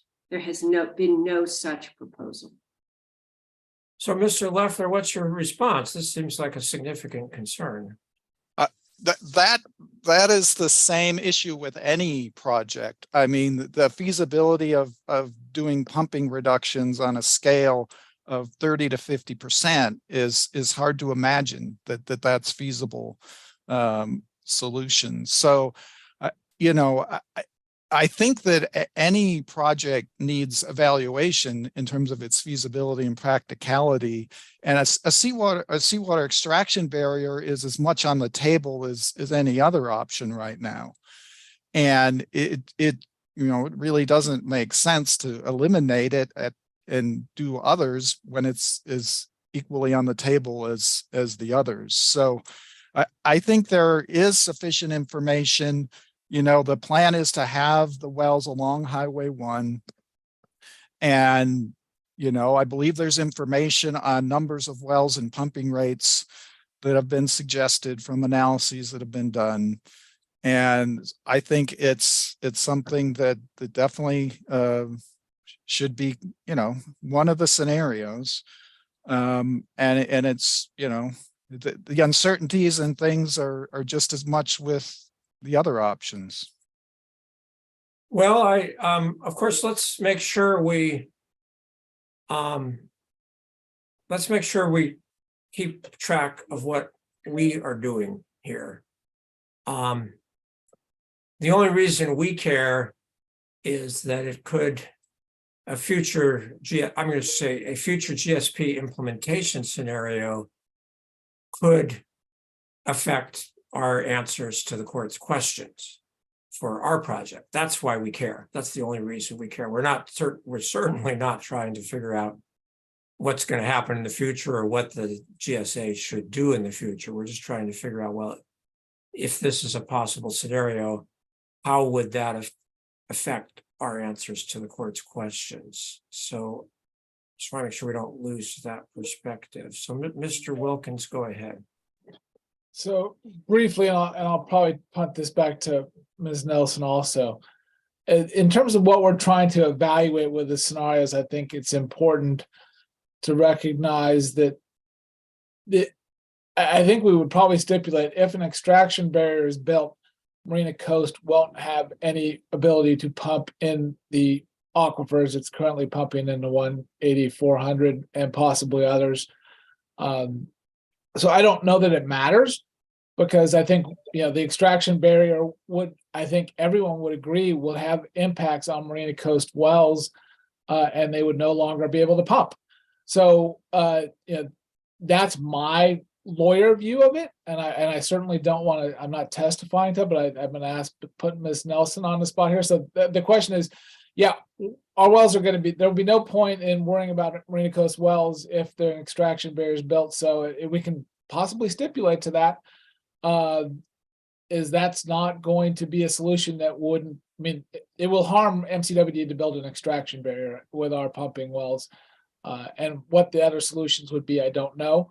But I guess certainly you can model an extraction barrier, but what we're being asked to do is come up with a scenario that is not currently proposed by the GSP. They're looking at options. And then, as Ms. Nelson said, assume that it's going to work.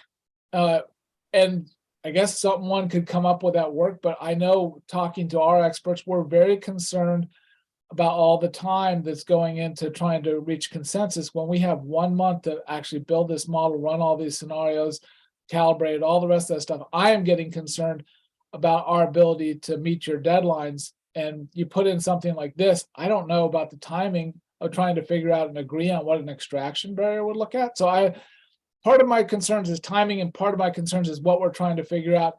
And I think at the end of the day, and I'll punt it back to Ms. Nelson, if there's an extraction barrier, we don't have to worry about whether Cal-Am's pumping is going to impact Marina Coast wells, because we won't be pumping in these upper aquifers, because it will dramatically affect our ability to pump, I think. And again, I'm not going to testify to that, but that was my understanding. So before I turn to you, Mr. Leffler, Ms. Nelson, do you agree with what Mr. Wilkins said, that an extraction barrier would end up meaning Marina Coast could no longer operate its wells, at least the ones in the upper aquifers? So the intent of the extraction barrier, I mean, realistically, the only way it would ever be implemented is it would create desalinated water. And the idea is that that desalinated water would be used to provide water to Marina Coast and potentially Salinas and Castroville. So I would suggest, I mean, basically the negotiations that would take place would be that if we anticipate that such an extraction barrier would likely create significant seawater intrusion within Marina Coast's wells, and there would be some form of negotiation that we would get desalinated water from the extraction barrier. But these are all things that will take 10 years to figure out. I mean, and that would be, you can imagine the negotiations that would be required to make such a thing happen. 10 years is probably optimistic, from what you're just describing. So Mr. Leffler, go ahead. So I think there's no evidence that such an extraction barrier would prevent MCWD wells from pumping water just as they are now. I mean, first of all, 70% of their pumping is from the deep aquifer, which won't be impacted at all. There'll be no wells in the deep aquifer. And that percentage that they pump from the deep aquifer has been going up over time. And, right now, I think that the extraction wells are proposed, mostly north of the Salinas River, although they're, maybe there'll be, because of MCWD concerns on the matter. And although maybe there'll be some discussion of moving a little bit to the south, but there's no evidence to say that they will impact MCWD wells and they won't be able to pump groundwater. That's, there's no study to show that. Okay, well, I'm not going to blame myself. I'm going to blame you, Mr. Leffler. You've opened up the proverbial can of worms here. So let's put that thought on hold for a minute. I want to go to number 3, scenario 3.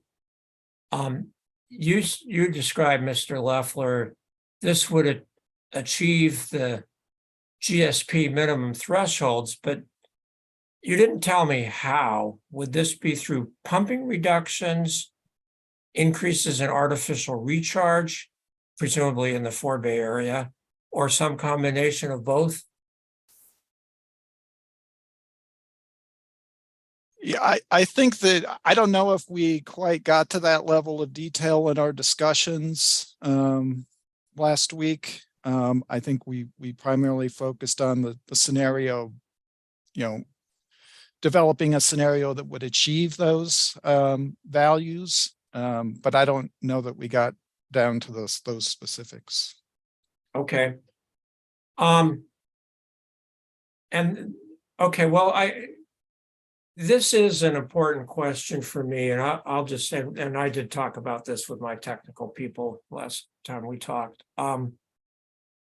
In the past, and if I get this wrong, you can all correct me. I'm trying to understand this. There was some talk from the Weiss modeling work about changing the gradients, at least in as I understand it, I think it was in the 180-foot aquifer. And the way that was done was by changing the boundary conditions of the North Marina groundwater model, I think. And that was a superposition model, which was another issue. And I'll just say we have concerns about that. I mean, it basically seems like that's sort of throwing out the calibration work that you have previously done if you then are artificially imposing certain boundary conditions on the model. And at least from my point of view, it makes more sense. And again, this is just sort of intuitively rather than from a modeling point of view, but it makes more sense to make changes, I assume primarily in the regional model, because that's where most of the pumping reductions would occur, and as I understand it, all or almost all of any artificial recharge would occur. And then, then run that regional model so you have an input into the North Marina groundwater model, and then you can run that and say, okay, here's the scenario based on potential sigma implementation. So I guess that's one question I have right up front. So I don't know if Dr. Kincaid, if that's what you wanted to talk about or whether you wanted something else, but that's what I'm wondering about. No, sir, I just wanted to comment on that and say that we discussed that very issue, and I think we're generally in agreement that the scenarios will be, particularly those scenarios about the statutory levels, will be derived from changes in pumping. I believe that since pumping will be assigned in the North Marina model as well as in the regional model, those changes would would occur, of course, in the regional model. So there would be a commensurate regional model scenario from which we draw out information to inform the the revised model, let's call it, for that particular scenario. But then we would very likely also have to change the pumping assignments, which of course would come from the regional model themselves as well. So there'll be changes both, I guess, externally and internally in order to define those particular model scenarios, and those changes will include changes in pumping.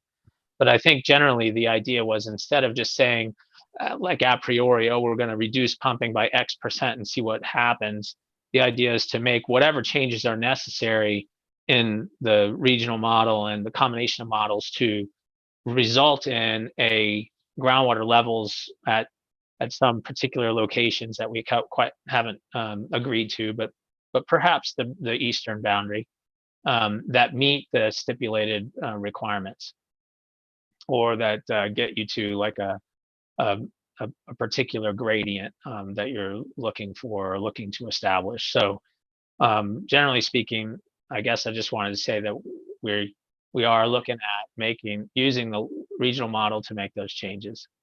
Okay, good. Well, that intuitively makes sense to me. And what about artificial recharge? Is that being considered?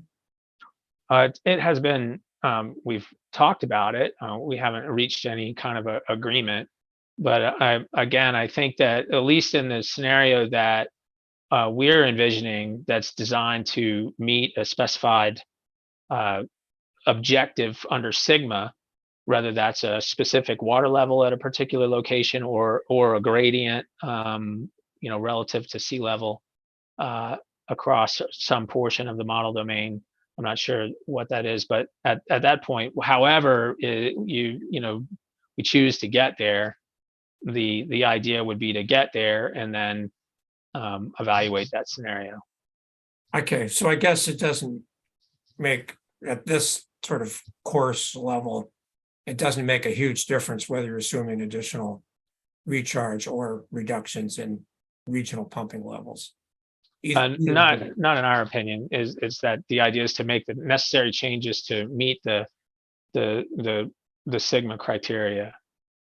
Okay, so just circling back to you, Mr. Leffler, since you started this discussion, I'm not quite sure what the difference is between your scenario 3 and your scenario 4. I mean, you said scenario 3 is to achieve you said GSP thresholds, but then 4 would be, I guess, further reductions in pumping if 3 did not stop the reduction. So what's the difference between 3 and 4?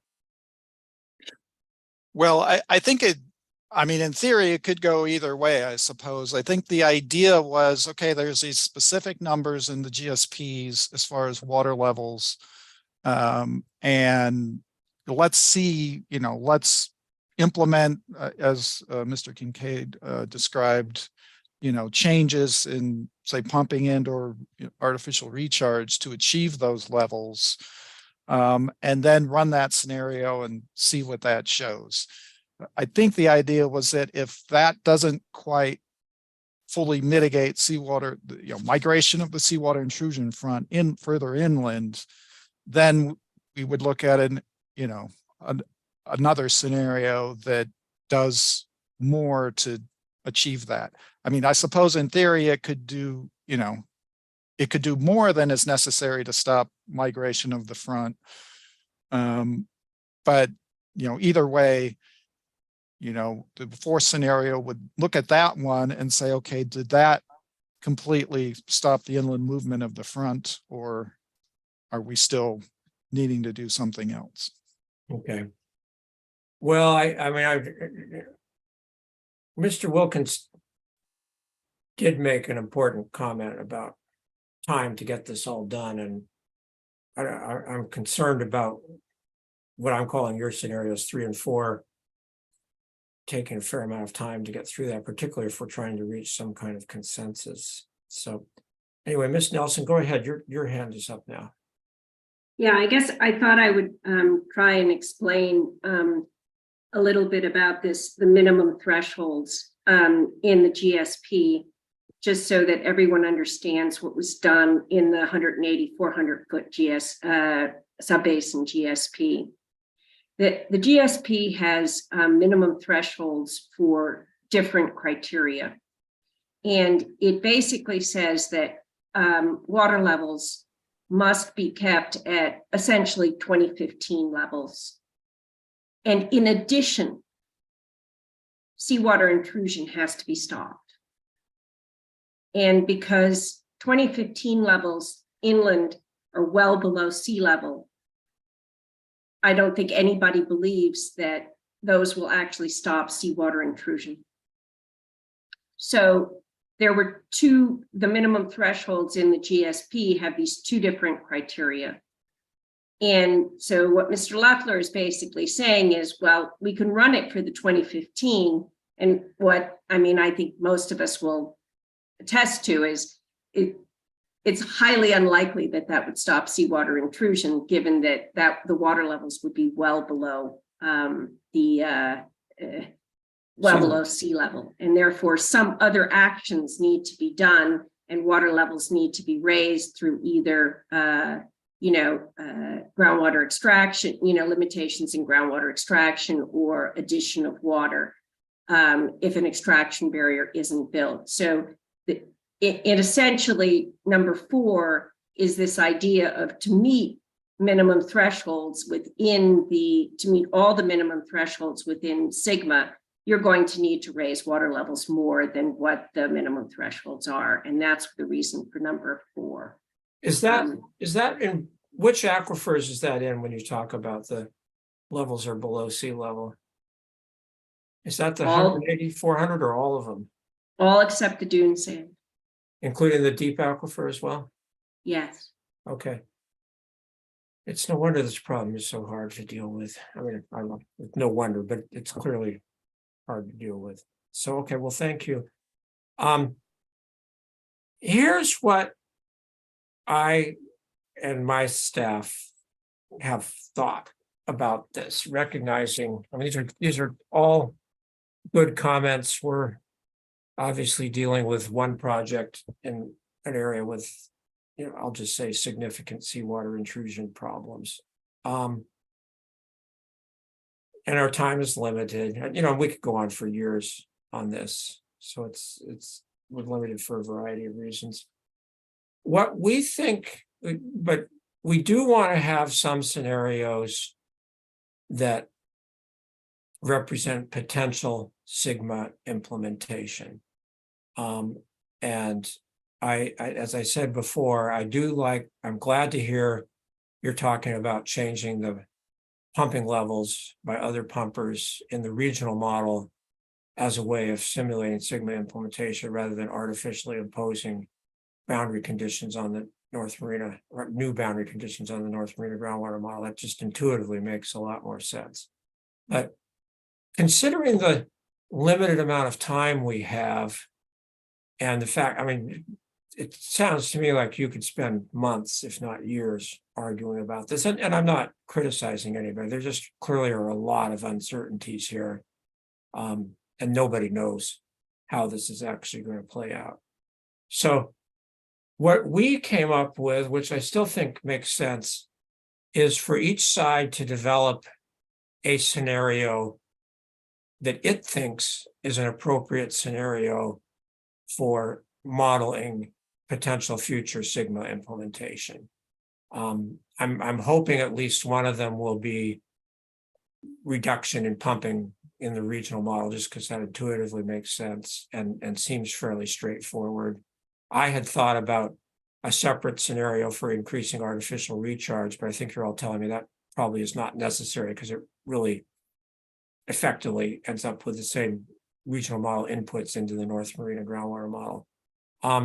And then the seawater intrusion barrier concept, it sounds like Cal-Am is at least potentially interested in pursuing that. But what I'm going to say is, I think the way we're going to get through this, we'll have scenario A will be no Sigma implementation, basically current pumping and artificial recharge conditions in the Salinas Valley.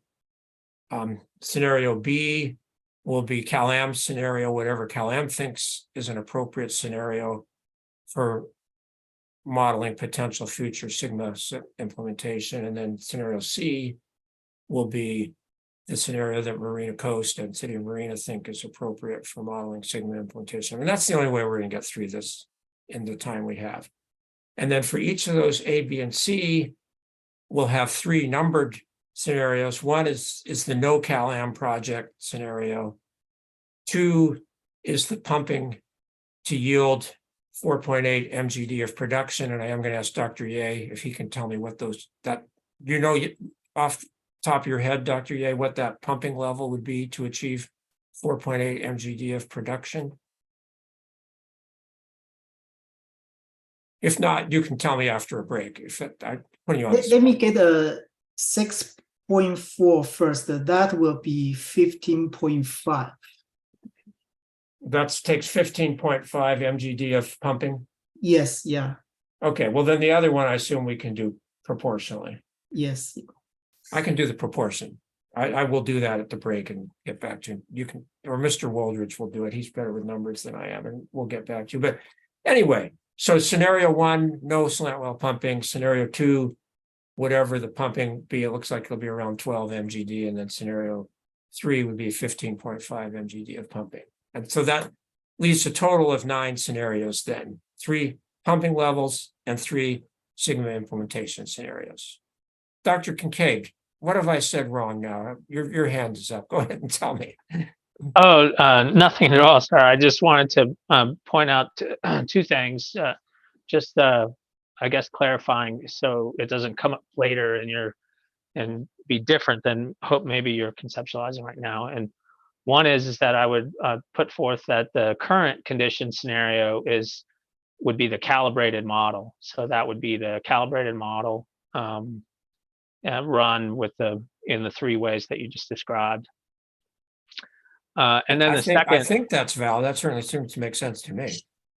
And then the second, again, it's just really just clarification. So because we're using different terminology now, but the second is that you've mentioned a couple times about the boundary condition changes on the model, and even if we take do a pumping, a reduced pumping scenario, that will result in changes to the boundary condition of the model, because the boundary condition is derived from the regional model. I do understand that. Okay. And what I'm sorry if I was not clear about that, and thank you for raising that point. What I was disturbed by was just artificially altering the North Marina groundwater model boundary conditions to achieve a certain level of gradient, and that intuitively seemed bad to me. But certainly, I agree the regional model changes in pumping is going to change the inputs at the boundaries into the North Marina groundwater model. So thank you for clarifying that, but I do understand that that's an important distinction. Yeah. Anyway, go ahead. Is there something else to say? Not for me, no. Okay. All right. Let me just make a note of that.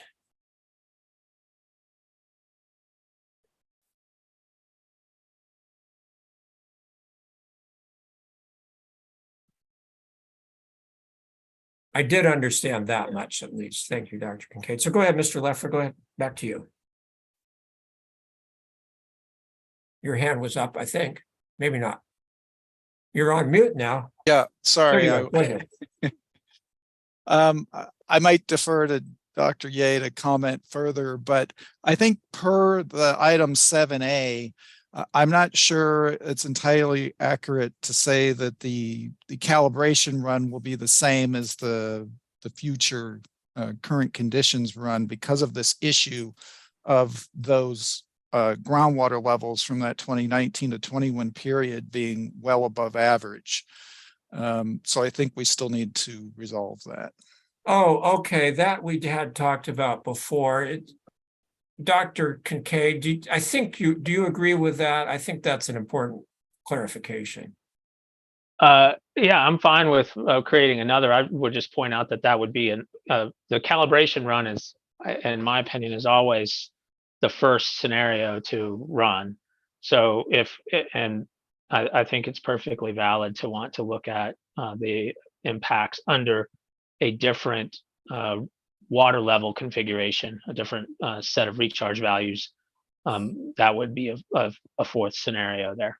Okay, well, wait a second here, and now I'm concerned. Again, I don't want to do more scenarios than are necessary here. I had thought that you all had said you would do the calibration work using the water year 2019 through 2021 data, but then potentially would adjust the time period for running the scenarios, which could have different well levels, I think, or I'm not sure it was different recharge, but there could be some differences. But I'd hate to see that requiring two different scenarios, because of course that means 2 times 3 different scenarios. Is that necessary? It seems like there was consensus we need to do that.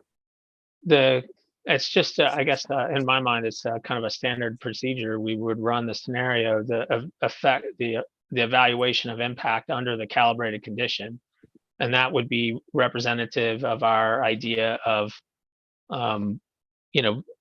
conditions consistent with that period, 2020 or 2019 to 2021. And then if we wanted to look at a lower water level, the way to achieve that would be through reducing recharge, and then that would be a lower water level condition.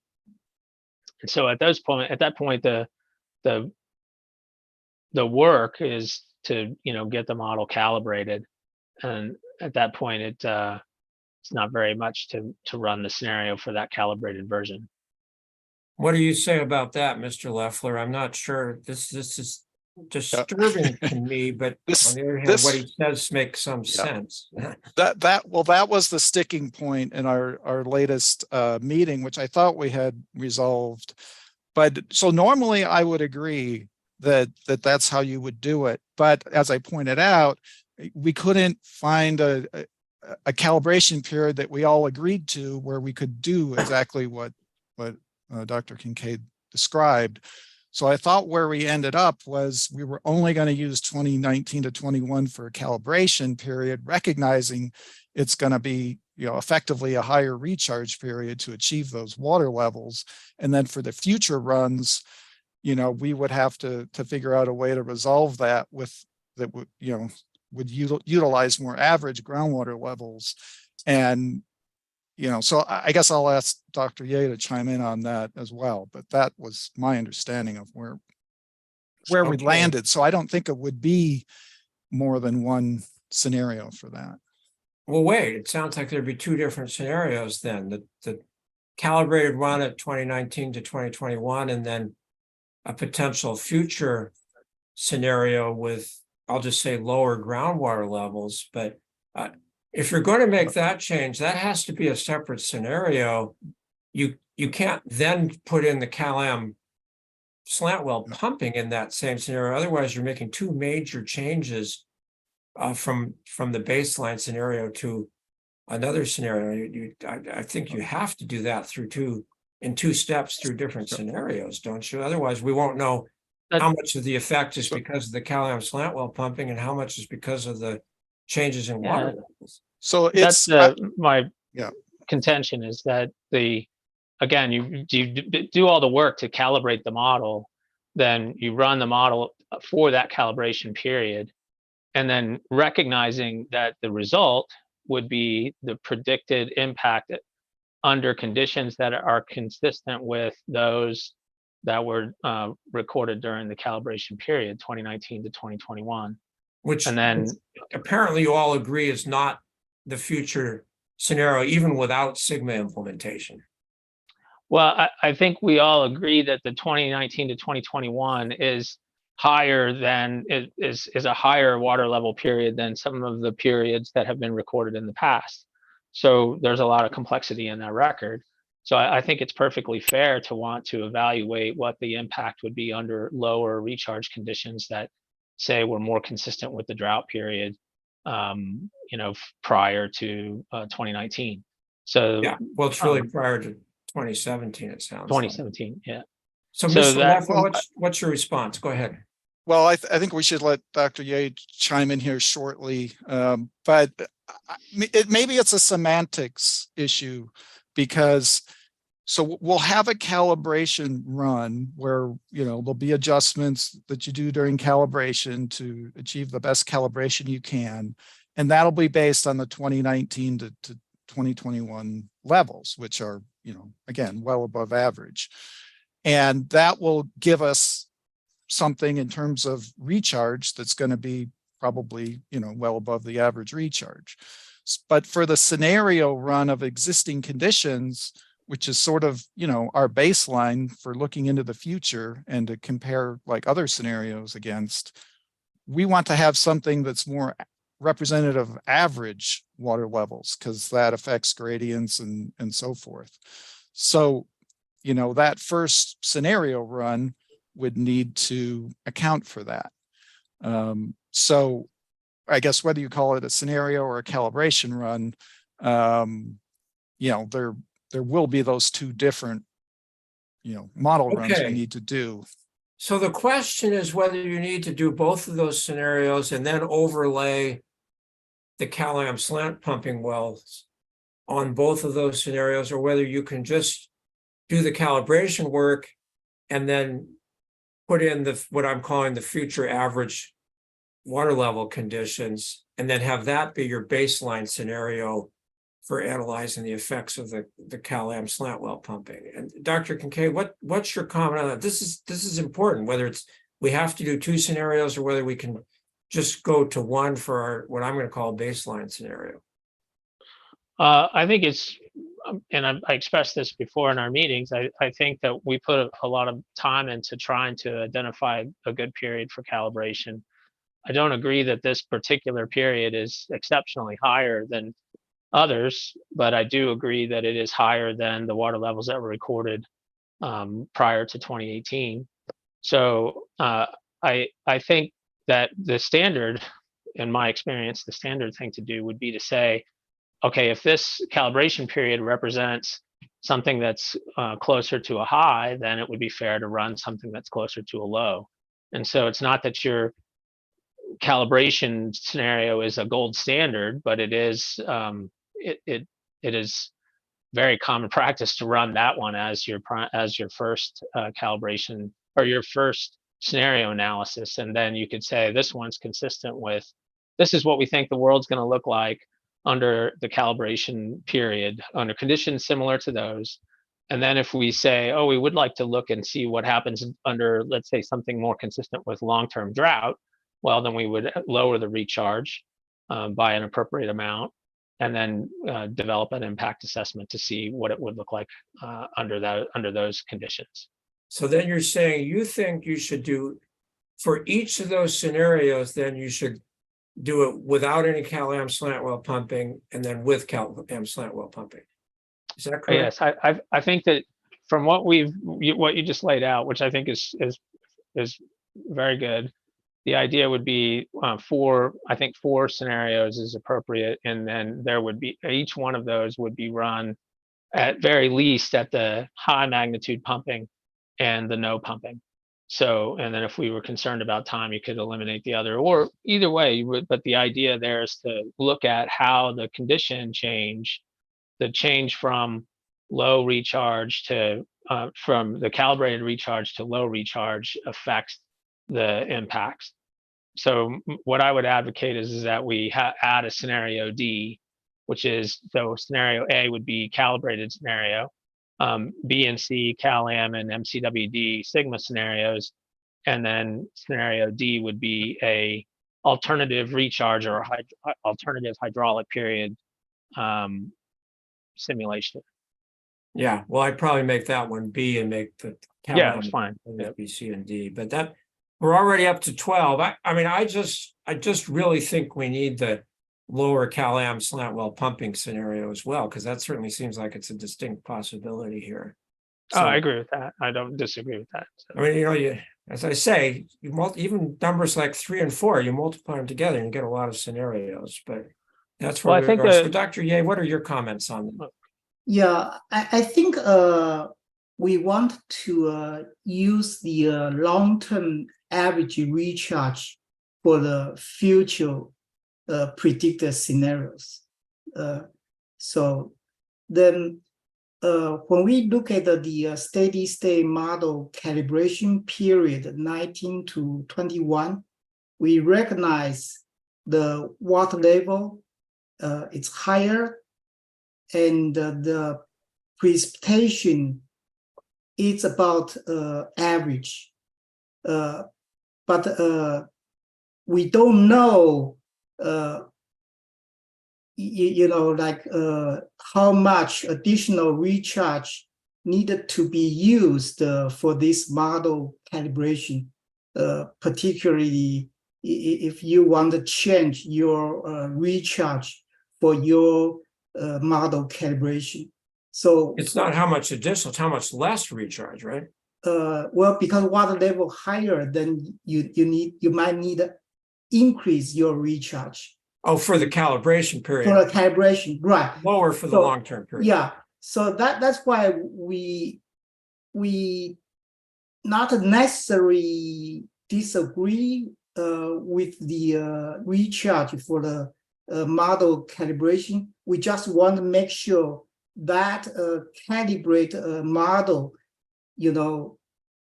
has the recharge is similar to the long-term average. It's really to use the long-term average just for one base scenario.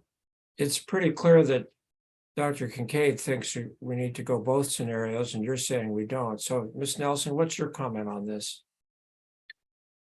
I think there's a little bit of disagreement going on between the experts. I mean, the work that we did would suggest that the average recharge for a longer term period is actually equivalent to the water level, to the recharge that happened during the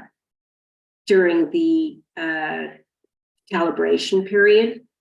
But of course, the basin is a result of years and years of, where the water levels are in the basin is could be based on the last 20 years. I mean, even though you have average recharge over a certain period, where the overall storage in the basin is a result of a long-term average, right?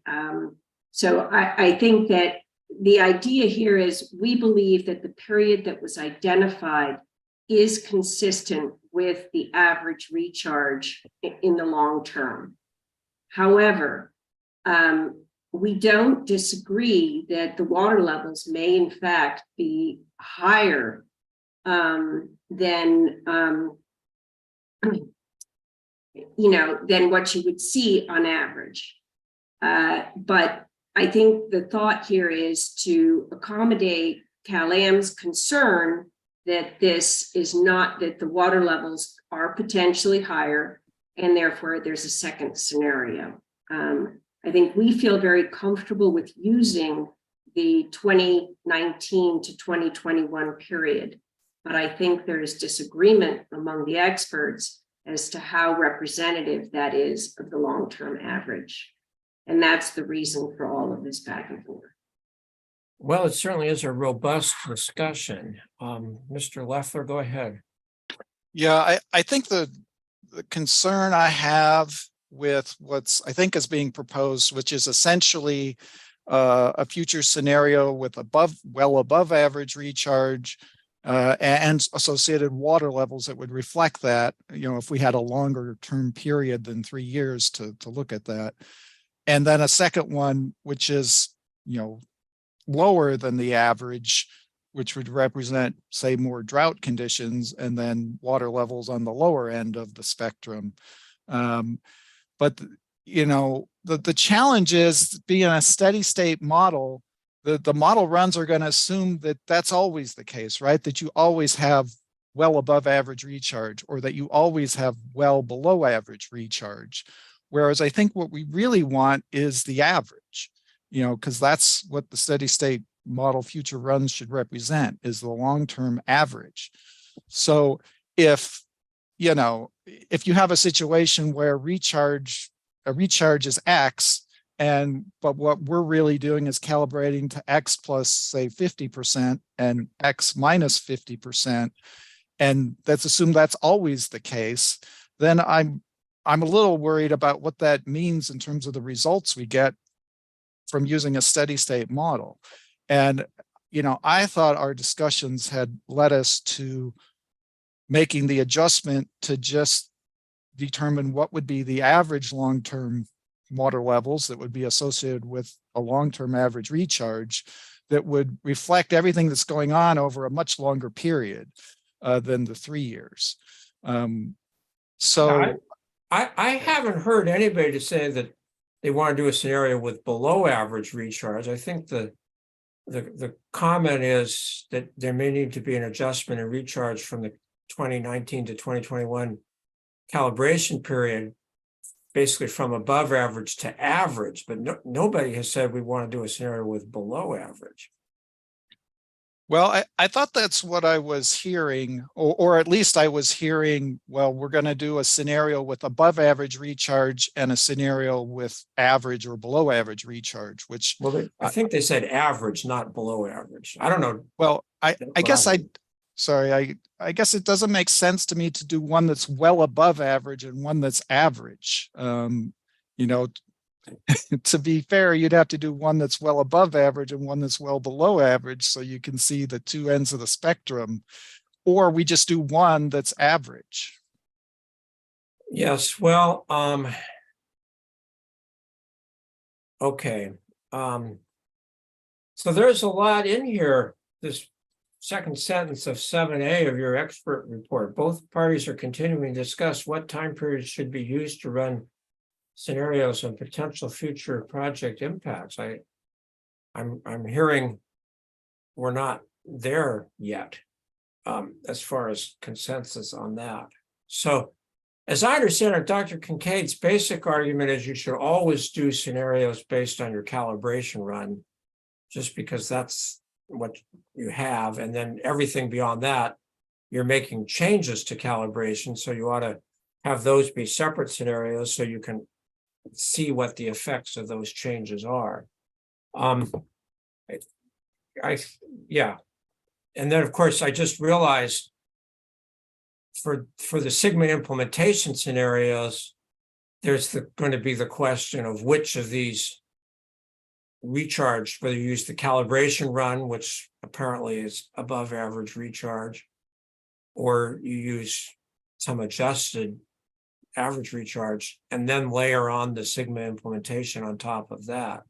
You haven't even gotten to that yet, but I'm seeing that as another problem here. Maybe you all agree you would use the so-called average recharge scenario for then layering on the Sigma implementation scenarios beyond that.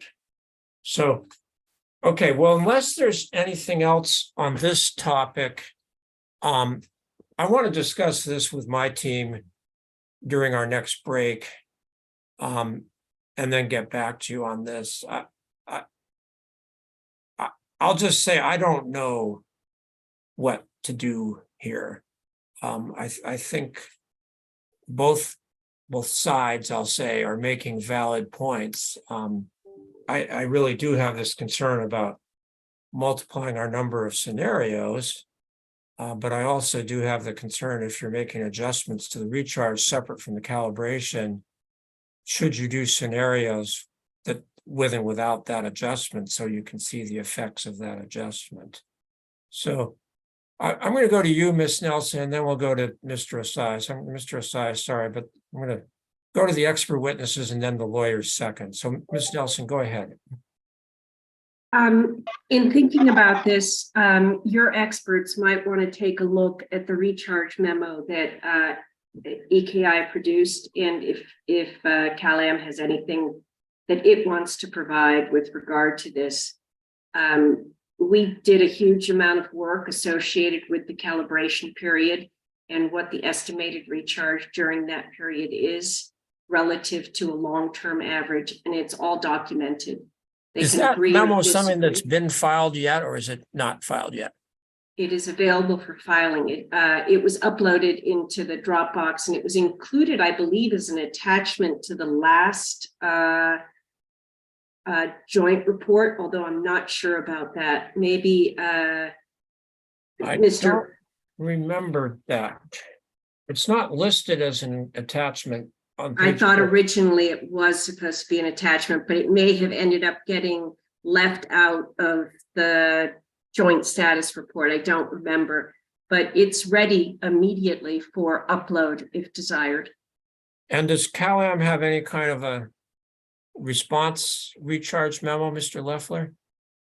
Well, my first response is that doesn't really get at the issue, because I mean, I think we agree that the 2019 to 21 period is more or less average rainfall and average recharge. The issue is there seems to be some kind of lag associated with recharge and how that's manifested over this time period, Right. and probably over other time periods. And it's clear, and it's also clear from the monitoring well data, what I've been describing in terms of that being a well above average 3 years for water levels. And, you know, that's not yet documented for us to provide to you in a, in a document. So, I don't think that, that's really the issue at hand here, is not what we're estimating for recharge for those 3 years. No, I think we all agree with that. What I heard was 2017 was an exceptionally wet year, and I do remember that. And therefore, the groundwater levels going into 2019 to 21 period may have been higher than normal, even though the recharge during those years was approximately average. And that's the question. So for the calibration, it may be necessary to put in higher recharge than actually would be appropriate for average recharge over a long period of record. And then so the argument is then you should do a different scenario with a lower recharge that reflects the long-term period. So I'm Ms. Nelson, your hand is still up. Do you have something else to add on this before I go to Mr. Durbin?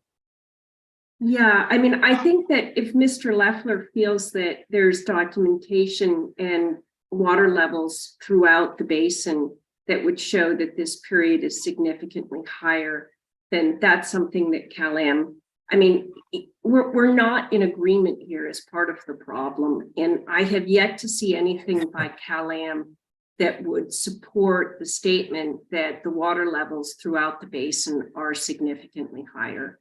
And if they can produce that, and we can have then the experts can get back together and say, okay, so what are we going to do about it? Right now, what I have is a set of data and recharge. Everyone is agreeing that the recharge was on average higher. I mean, on average, it was the same, it was long-term average was consistent. And then what we have are water levels in the CalAm wells, which only go back to 2015, and we're way lower in 2015 because that was the end of a drought.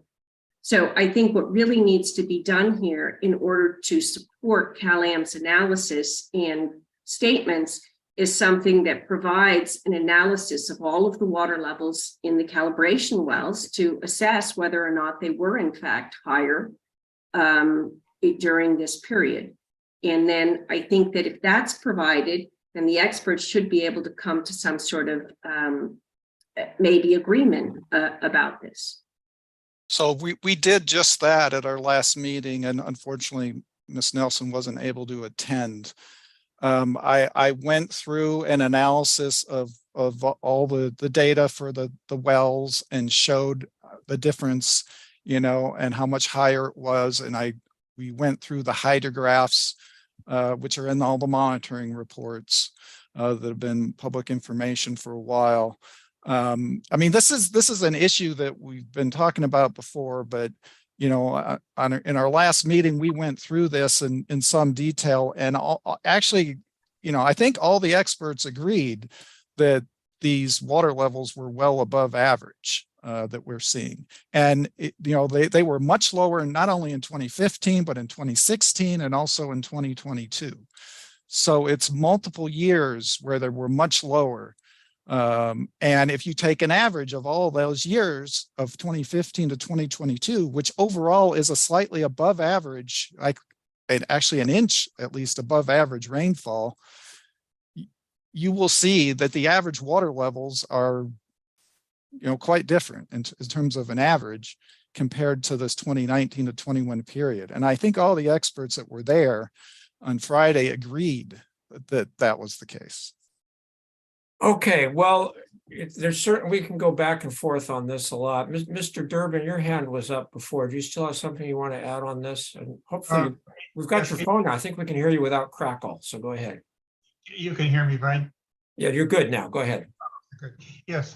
Well, let me give you a little sort of foundational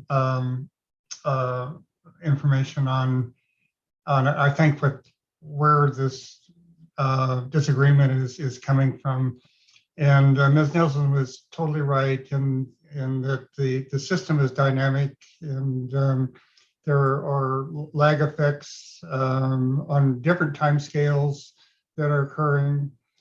And but by doing the steady state model, and calibrating to a relatively short period, we're sort of throwing out or ignoring that those dynamics are operating within the groundwater basin. And in the calibration, what that leads to is a distortion someplace in the model calibration. If you don't change the recharge during the calibration, but do all your adjustments on the hydraulic properties of the various aquifer units, and to get higher groundwater levels, if that is in fact the case, you would end up with getting lower conductivities in the model than had you been doing a transient calibration.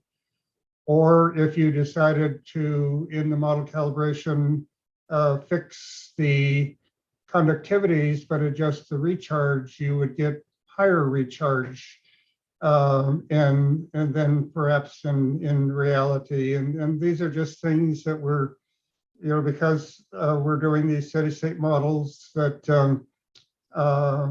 that are just consequences of doing that. I mean, I'm not suggesting that we change to something, the transient state, but that's sort of what the underlying issue is here.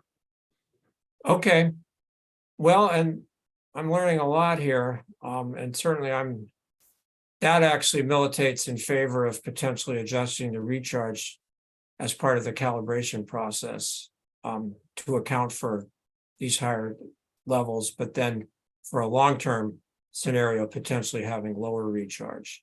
So as I say, I'm still left with this quandary as to whether or not we need to do different scenarios or not. I will agree with Ms. Nelson's comment. There seems to be some disagreement among the experts here. So we'll have to see. I'll encourage you to try to work that through, but we'll see where we are. So Mr. Osias, you're a lawyer venturing into a complex technical discussion again, but go ahead. And I don't intend to opine on the technical answer, but I've got old ears that could still hear okay, and I was doing what you were doing and trying to figure out where we are and how we got here. And I think the process has actually produced this for better and worse. And if you'll let me explain for just 1 minute, Mr. Loeffler reported early in today's hearing, even before we got to this item 8, which didn't have any entry, that although they didn't cover something, they did make progress and reached agreement on scenarios. And so when we got to 8, he gave that report, okay?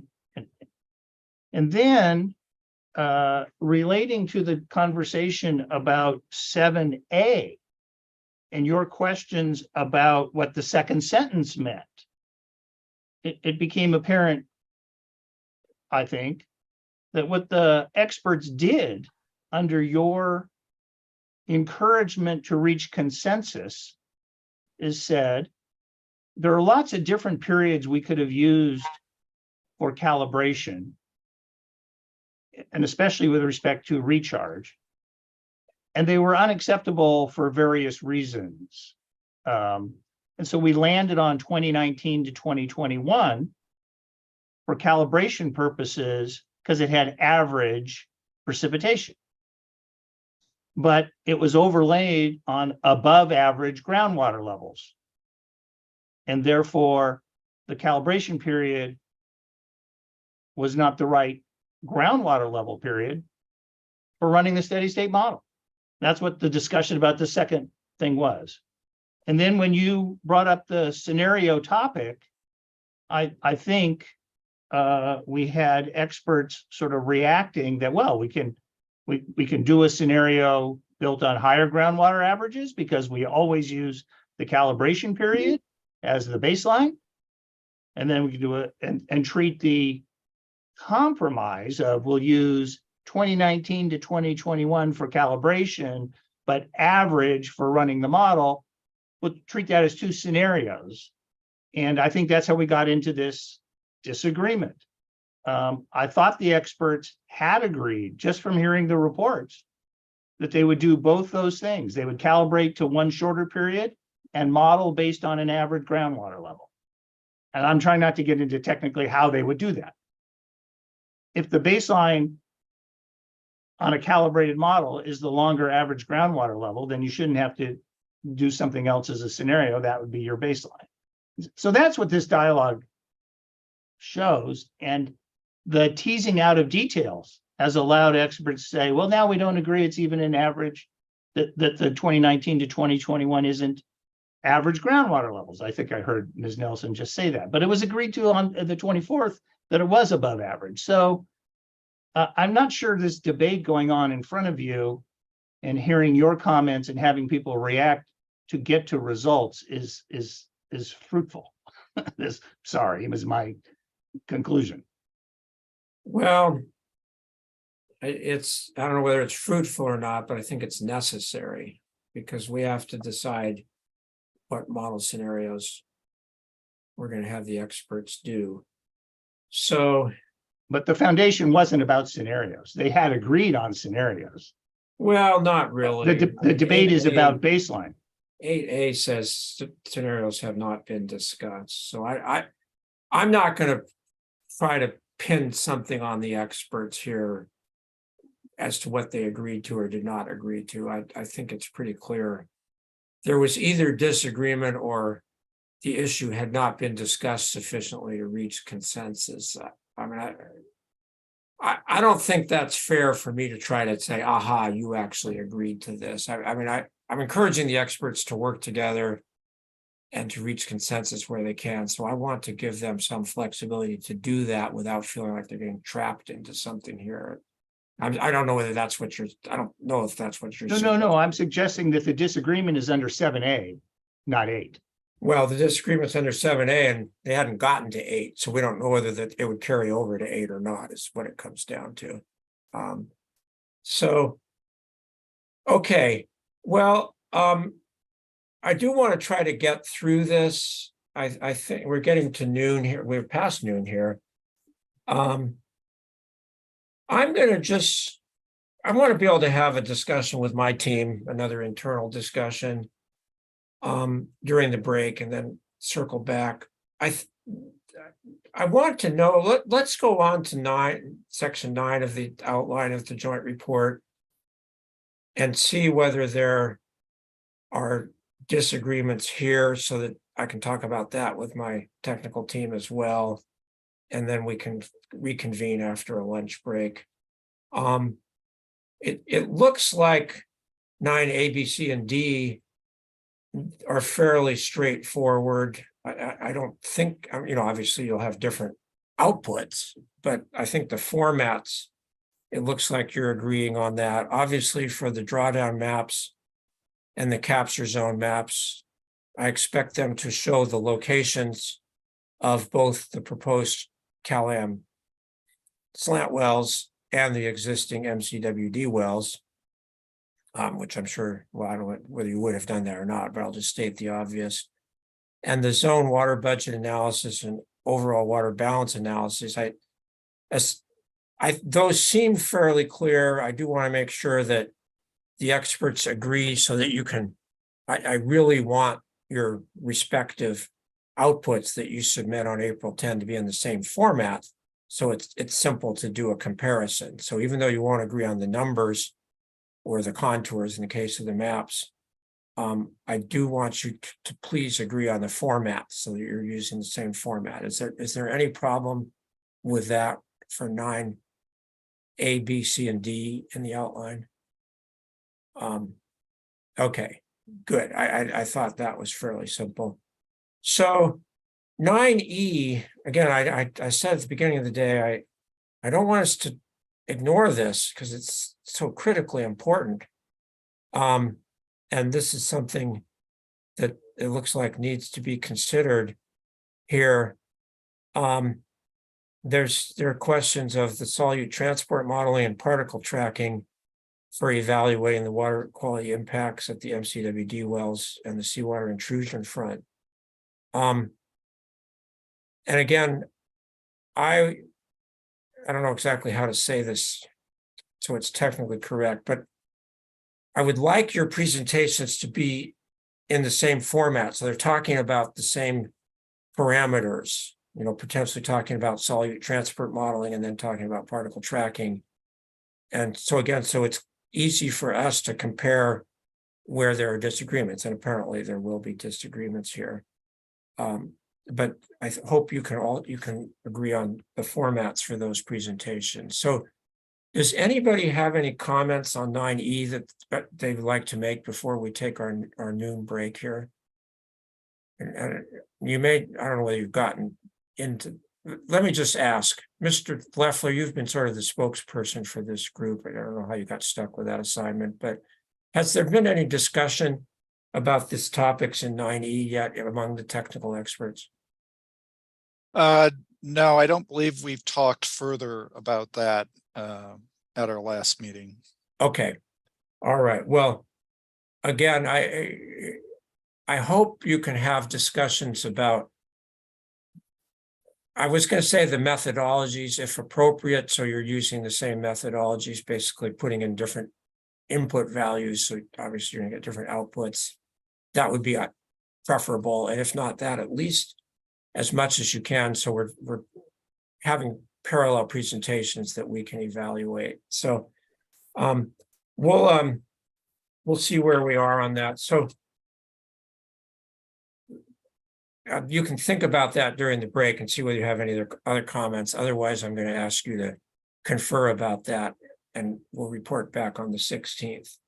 So, okay, Mr. Wilkins, your hand went up. Is there anything else you want to say here? I'm making a pitch for my expert who made an appointment and we thought he might be done by noon. So I told him there was a good chance he'd be able to make this 12:30 appointment that'll last about an hour. It's for something, I don't want, it's not anything I want to say, but it's a appointment he's been trying to get for a long time with a particular professional. And so I think he said he'd be done by 1:30. So I don't know if it sounds like you're going to call the experts back, and the only question is maybe the experts could have a little extra longer lunch so he could make his appointment and not have to cancel. That was my only question. Okay, which expert are we talking about here? Dr. Kincaid. Yes, sir. Well, I guess I'm not surprised you all have other projects. And I think that's fine, actually, because I was thinking 1:30 anyway. Because that gives me time to talk with my people and also get some lunch. So let's do that. I think we're ready to come back. And just for preparations, the main things I want to talk about when we come back are whether I have any comments on the model scenarios and this important issue we've talked about. And as I've said, potentially we're up to 12 model scenarios. I sure hope we're not more than that, but we do have the question of Cal-Am chooses one and Marina Coast and City of Marina choose one, which of these sort of, whether they use the calibration run or the calibration run with modified recharge to then layer on the Sigma implementation scenarios. I would hope you could reach agreement to both use the same one of that. Otherwise, we have this problem of comparing apples to oranges or something like that. So let's do that. And then I don't know that we'll have a lot to talk about with the attorneys. But I will have some comments about that, and you may have some questions about my order and the outline on that. So I think we've had a robust and productive discussion so far. Let's plan to come back at 1:30 and we'll go from there. And again, it appears it's okay to log off and you can log back on at 1:30. That's the easiest way to make sure you don't have any eavesdropping of your private conversations. So I'll see everybody at 1:30. Thanks.